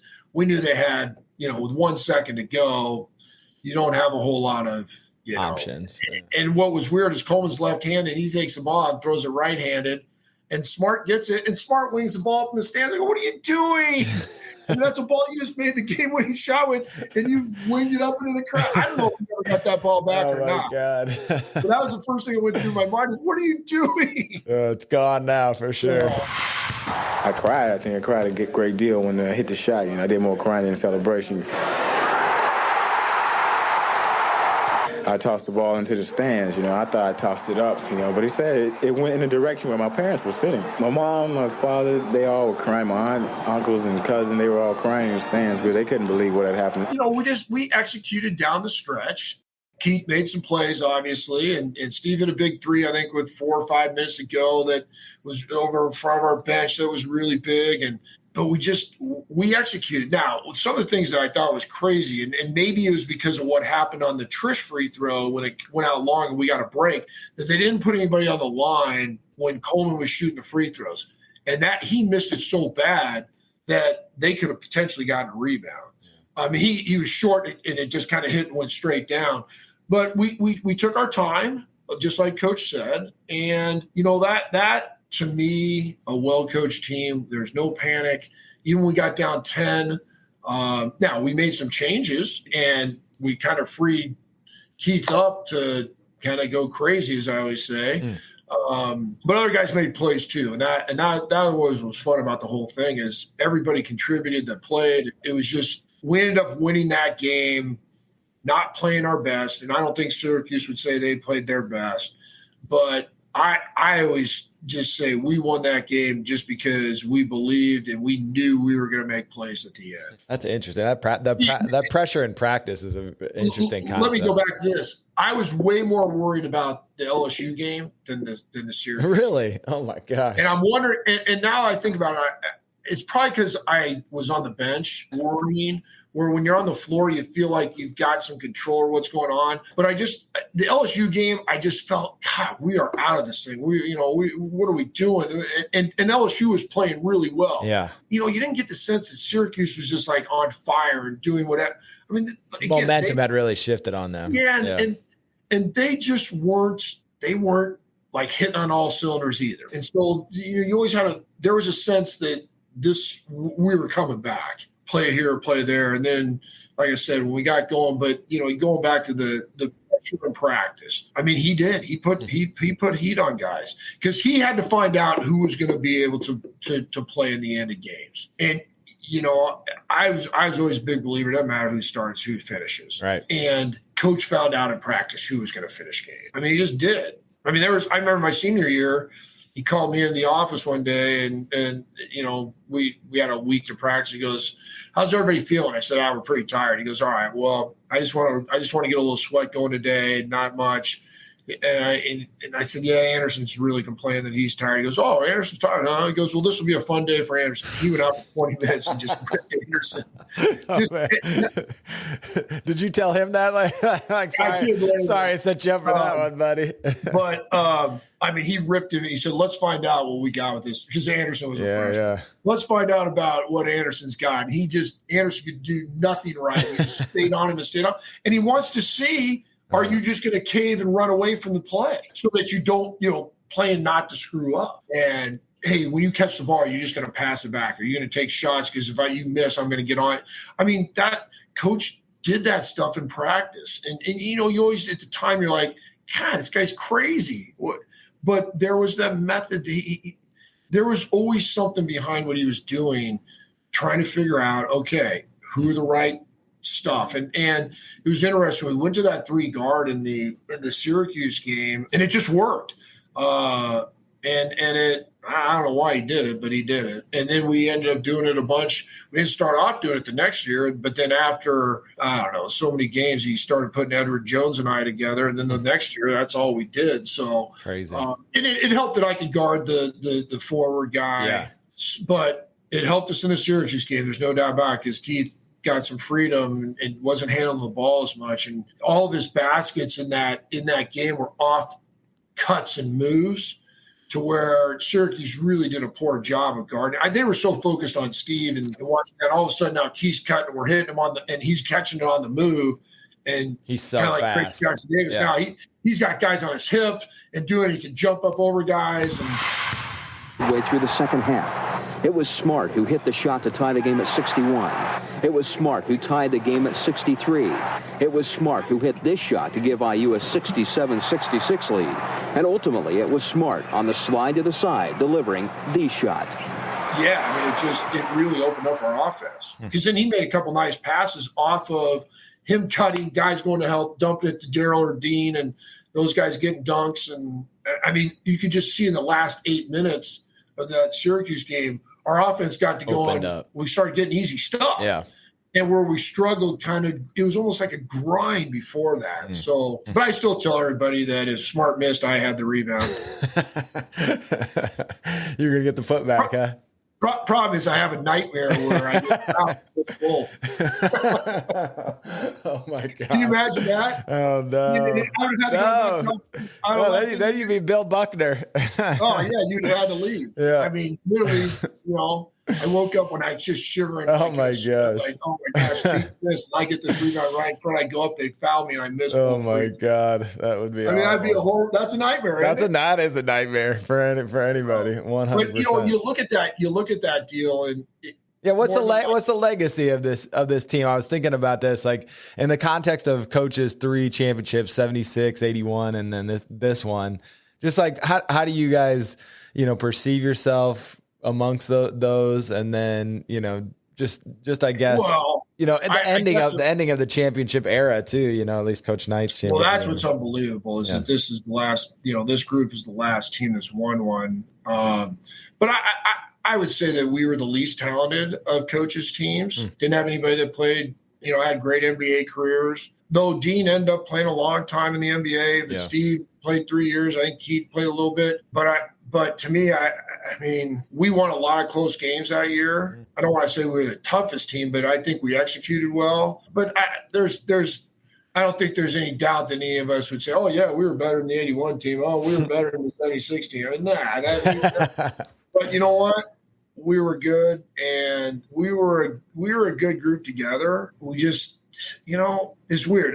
I don't remember us being the closest team in the world as far as off the court. But man, when we had some rough days, and we lost 4 times, and it felt like we lost probably 15 times. But when there were rough days that we went through the season, everybody kind of hung together, and I think that was the biggest thing. And Coach normally gets after the guys that play the most and that he demands the most of. He'd gotten on Daryl quite a bit at the start of the year, but Daryl, gosh, he was such a good college basketball player. He was really good that year. And then got after Smart and Garrett a little bit on just, their whole mentality of getting away from the junior college game and getting into, hey, we got to execute certain ways. You're not just going to go beat people because you're bigger, faster, quicker, jump higher. And then he could get on Steve and they just roll off Steve's shoulders, man. Steve knew he was going to play. And I think that when we had those rough spots, this group didn't get into a shell, didn't go, okay, hey, I got to take care of myself. I don't want him yelling at me. It was like, no, well, you know what? Come on. Hey, he's right. We got to figure this out.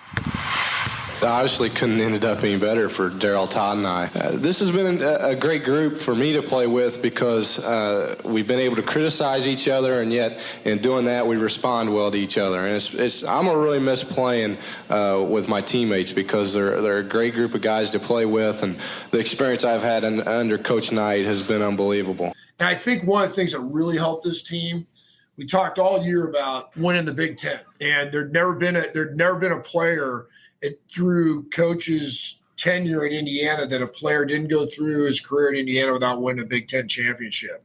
And Steve and Daryl and Todd hadn't won one yet. And we went and played at Purdue and at Illinois and lost both those games. So now we're a game back.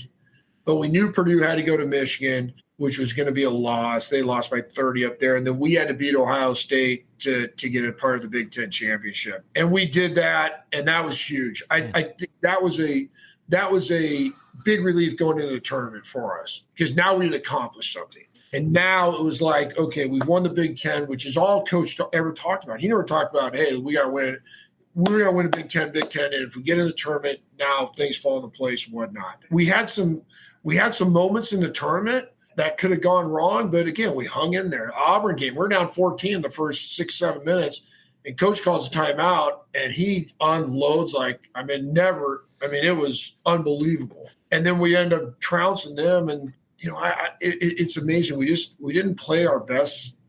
I don't know, except for the Vegas game, we ever really played a really good game in the tournament, but we were good enough. And enough plays, and we trusted each other. It wasn't like we played horrible. I would say LSU's play had something to do with us, but we did not play very well against LSU. Yeah.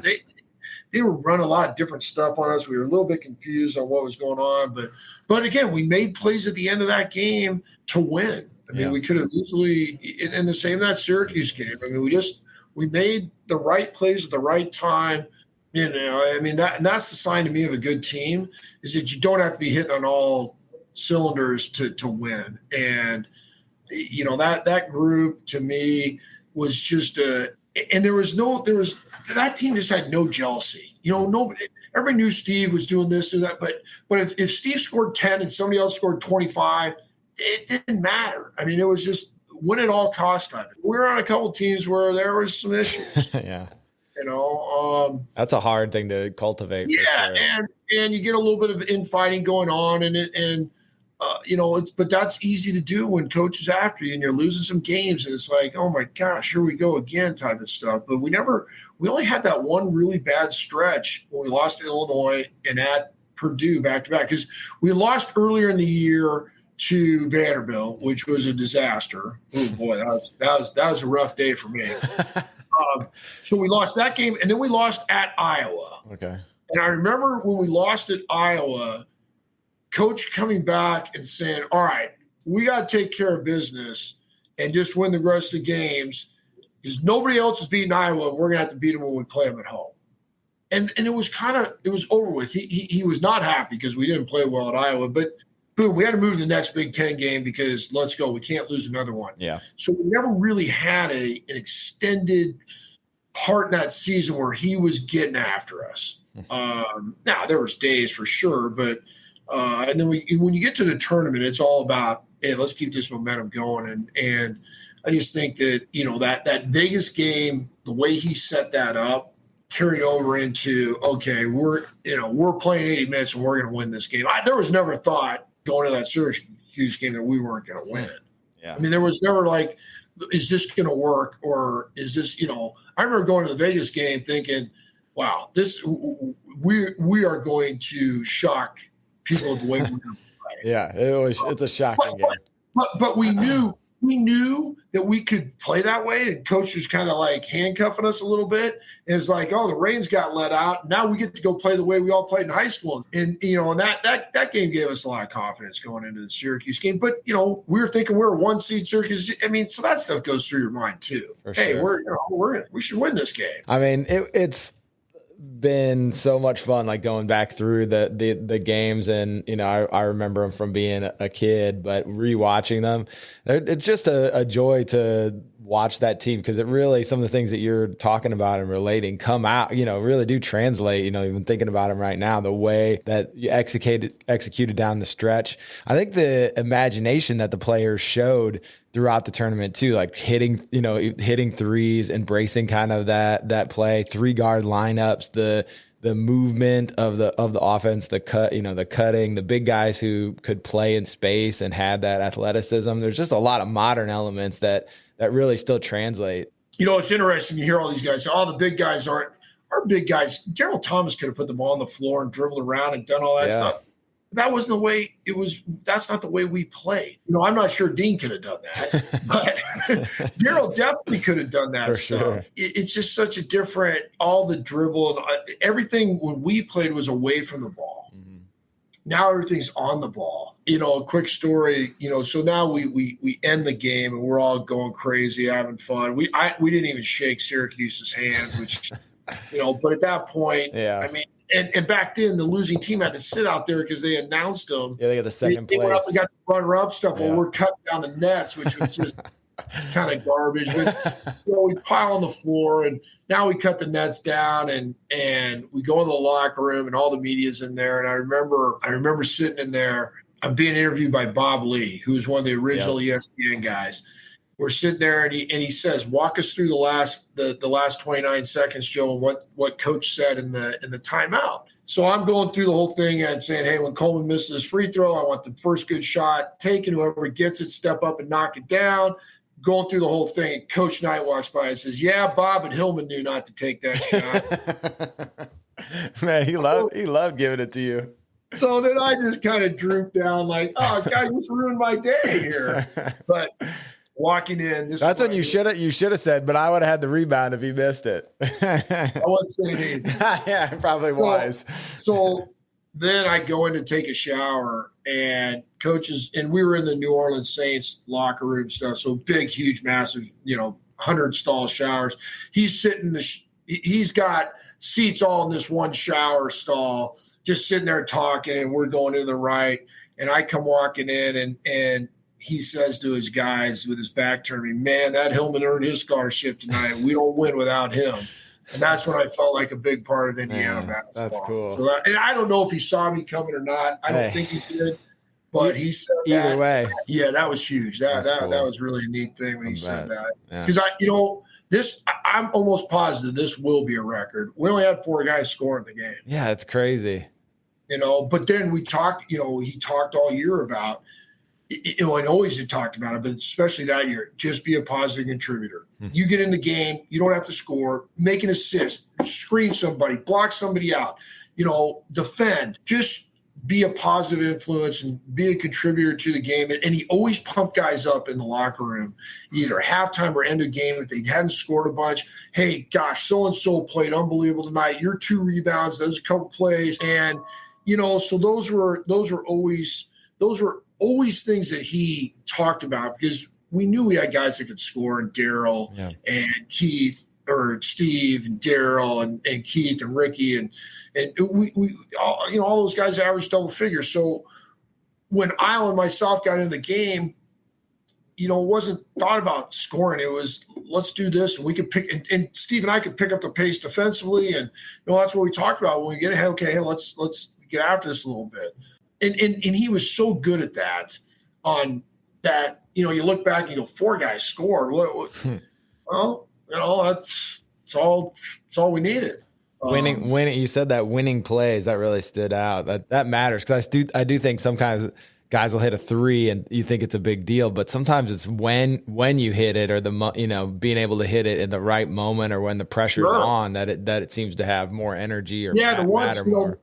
I think sometimes, the ones that that put you ahead or the ones that you're up 1 or 2 and you drill a 3 is a bigger shot than when you're down 6 or 7 or 10 with 8 seconds to go and you drill a 3. And at that point, who cares? But just going through those last 8 minutes of that Syracuse game, I don't think we had a turnover, maybe a charge or something like that. But I don't remember us having any plays where we threw the ball away or, we missed some shots, obviously.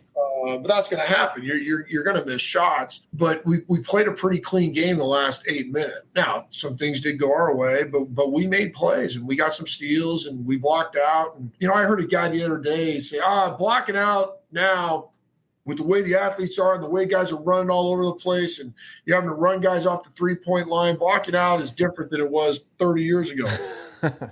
So how hard is it to put a body on? I don't know. Yeah. I mean, you're not going to block out a guy that's coming free for all from the 3-point line, but down low you can block guys out. Yeah. I mean, you go watch tape, and most rebounds are a team shoots it, and every defender watches the ball, and a guy sneaks in there. Look, if you turn around and just see where the guy's going, you can at least bang him a little bit. Bump him a little, right?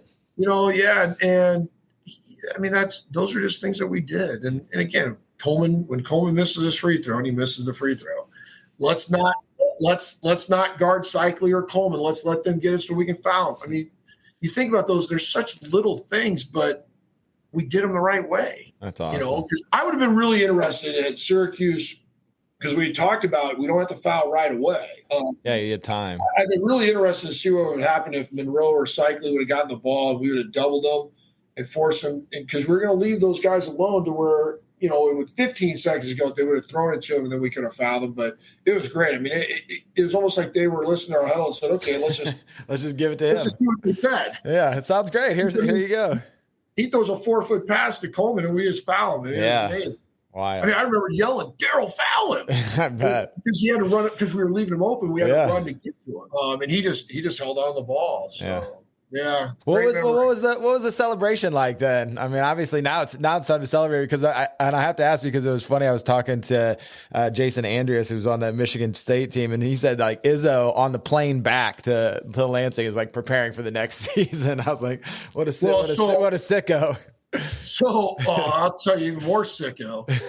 So after all the stuff gets done and all Coach Knight goes to the media, I think with Steve and Daryl and Keith, the rest of the media was in the locker room. Then it all settles down. We showered and Coach comes in and he says, "Hey, you know what? Daryl, Steve, Todd, what a great way to end your career. I mean, you guys are seniors, great group. Couldn't be more proud of you guys, the way that this whole season came along, the way you guys battled.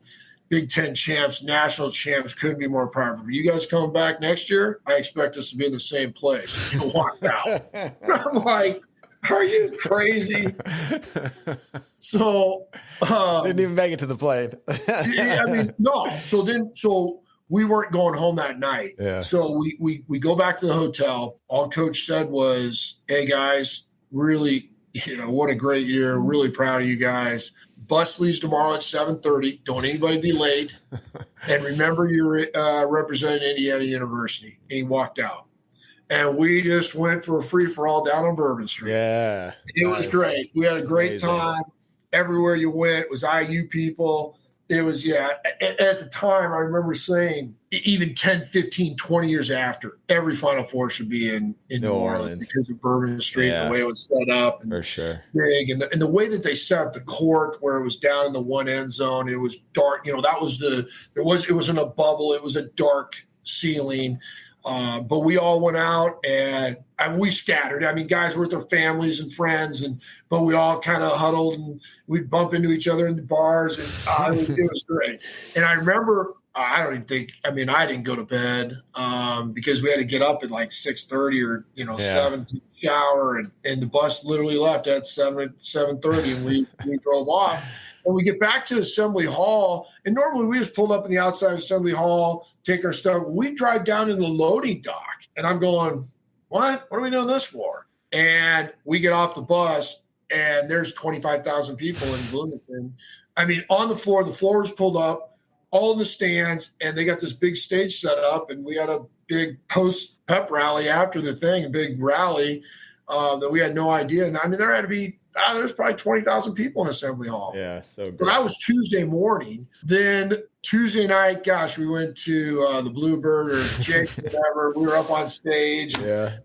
I mean, the whole week was kind of crazy. We went to we went to the White House on Friday. Oh my God. And guys, holy cow. Not a whole lot of sleep. Dragon. So we got to meet President Reagan. Yeah. Actually, and Vice President at the time, Bush. Yeah. Bush won. So, I get to meet two presidents at the time. A lot of fun. But then I got a wake-up call because Saturday morning I had to get up at like 6:30, 7 o'clock, and I was on the bus to go play Ball State in a doubleheader for baseball. And it was about 30 degrees out and snow. And I'm like, oh, my gosh. Oh, my gosh. What have I done? And I hadn't taken batting practice. I hadn't done anything all year. I mean, literally, it was the first. And I'm sitting there thinking, okay, I am freezing here. Yeah. Playing a doubleheader. And the ninth inning of I think it may have been the first game, we were ahead, and Coach Morgan says, Hillman, get a bat. I'm like, what? I don't want to hit right now. And I fouled one off the end of the bat, and it stung my God. My fingers were so bad. And I said, and I think it was on I don't know what it was. It was a 2-0 count or a 2-1 count. And I fouled it off. And thank God the guy threw 2 straight balls in the dirt, and I got to walk. Oh, my God. I was not swinging the bat again. My finger was ringing so bad. Couldn't feel it. That Saturday was a rough day playing a doubleheader in 35-degree weather after being out all night for a whole week. I bet. That's amazing. That's amazing. It was a great, lot of fun in Bourbon Street on Monday. My parents were there. My brother and one of my sisters was there. A lot of people had family down there. Yeah. It was a great. We had a lot of Hoosier fans, and it literally on Bourbon Street, it felt like it was all IU fans. I mean, it was packed. Great, so much fun, and then to come back and see the students. Now, I've always said I think it would have been a ton of fun. Fly back to Bloomington that night and gone down to Kirkwood where everybody was going crazy. Because that looked, they have those overhead. I have a picture of the overhead. They're at the Showalter Fountain, and then they're down on Kirkwood. Yeah. But I don't know if we would have gotten back too late, but that would have been a lot of fun too. If they told the students who were coming back, nothing would have been too late. Oh yeah, well, that's probably true.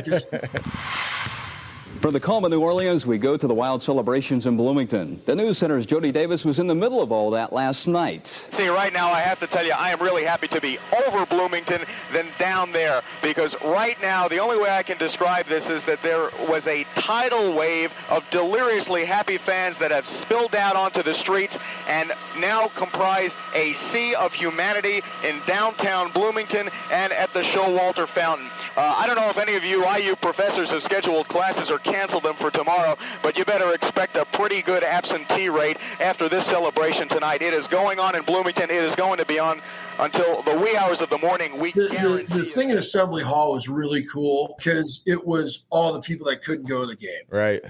There were some students that went down the game, but it was not like normal was. There was a lot of parents, a lot of alumni. But then when we got back to Bloomington, it was the town people and the students there at Assembly Hall. And that was a lot of fun too. That was we spent about an hour and a half, everybody getting up talking, telling a little story here and there, and the fans just were.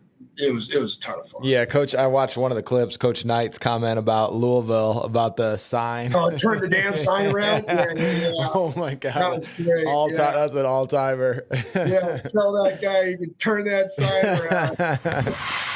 It looked and sounded as if IU had just won the NCAA championship on its home court. And Coach Knight had a special message for the 1986 champ Louisville Cardinals and that city's mayor. Here's the scene there, same time last year. Now when those Hoosiers come over the river, the first thing they're going to see is this. And from Knight today, I want you to tell the mayor of Louisville to turn the sign around. Yeah, that was at that thing in Assembly Hall. Yeah, and I don't know if anybody knew that we were going to do that, but it was that was fun, good time, amazing, great memories, Aaron. I mean, it's just you look back now and you watch every Final Four. They usually show that highlight of Keith making the shot. I still this day I get to tell people, you know what?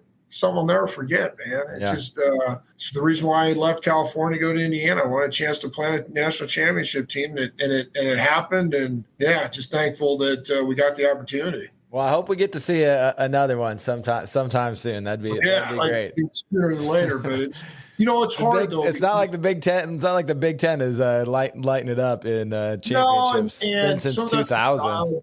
It's hard. You not only got to be good, you got to have some luck. Got to be lucky. I mean, you know what? We got some luck in the LSU game. I mean, no doubt about it. And then you know what? Hey, Syracuse makes all their free throws. Game Who over. knows what happens? We would probably start jacking up some threes. Now, would we have made them? Maybe. We had a good 3-point shooting team with Steve, and you got to have some things go your way in 6 games. And that's the to me the hardest thing is if you have a little bit of a letdown, you got to hope the other team's not playing very well, because you're going to have some times where you're going to go on some lulls. And we went on some lulls at the start of that second half of the Syracuse game. But we ride the ship, and then they kind of went on their lull, and we got a little bit of a run. And you got to be able to withstand and not panic. Like when we got ahead of Vegas made a little run at us, but we withstood it. And you just gotta play through those things, but you gotta have some things happen for you too. And there's just very few teams are so good that they're just you don't have to have some luck go your way in the 6 games. I mean, almost never. Anytime you watch the NCAA tournament, the team that won it had to get through something in one of those 6 games before they win it all. No, there's no doubt about it. And I think you spoke to a lot of those things, just having that mentality and having that preparation to when that time arises, like figure a way through it. And then, you do just like in everything in life, you got to get a little bit lucky, but it is that like preparedness to seize those moments when they come up then too, not just to fall into them. There was always that thing that, and people talk about, you give Coach Knight 5 or 6 days to prepare for a team, he's going to win. We heard all that. Yeah. And, now we go, that's why when, I distinctly remember way more of the preparation in the Vegas game, because we had that 5 days where Syracuse thing was just, again, hotel, film, walk through, hotel, walk through. And so now you've got to have a team that can say, okay, we're going to do this and it's going to help us. We didn't have the kind of team that you just said, okay, we're just better than everybody else. What is Sunday like after winning on Saturday and you have 2 days until the national championship final? I think the first thing, like Denny and I, you guys dragged us out of our locker rooms and you had to do all that TV stuff, and I think to get them rested is the main thing. Well, one of the things that you can't hardly wait for that day to get over. You know it's coming, you know it, you got to wait and practice and all that, but you can't wait for it to get over. I mean, if you got better talent and yours way better, then you probably don't have to prepare as much for it. Or you don't have to be as spot on with that. You can just so-called go out and play. Well, that's why those really talented teams end up getting their ass beat, because they don't prepare. And they think we're just going to go out and we're going to win. So when we had the 1 day, it just didn't seem like what we did for the Vegas. But I never felt like we weren't prepared. It was just different. And it was almost like, okay, well, let's get this game going and let's just see what happens. We're in the Vegas. It was almost like we knew it was going to happen. That makes sense. It does. Because we had drilled it for 4 days. Hey, here's what it's going to be. So, but again, great memories, played against great players. The Final Four was history. Once again, glittering history.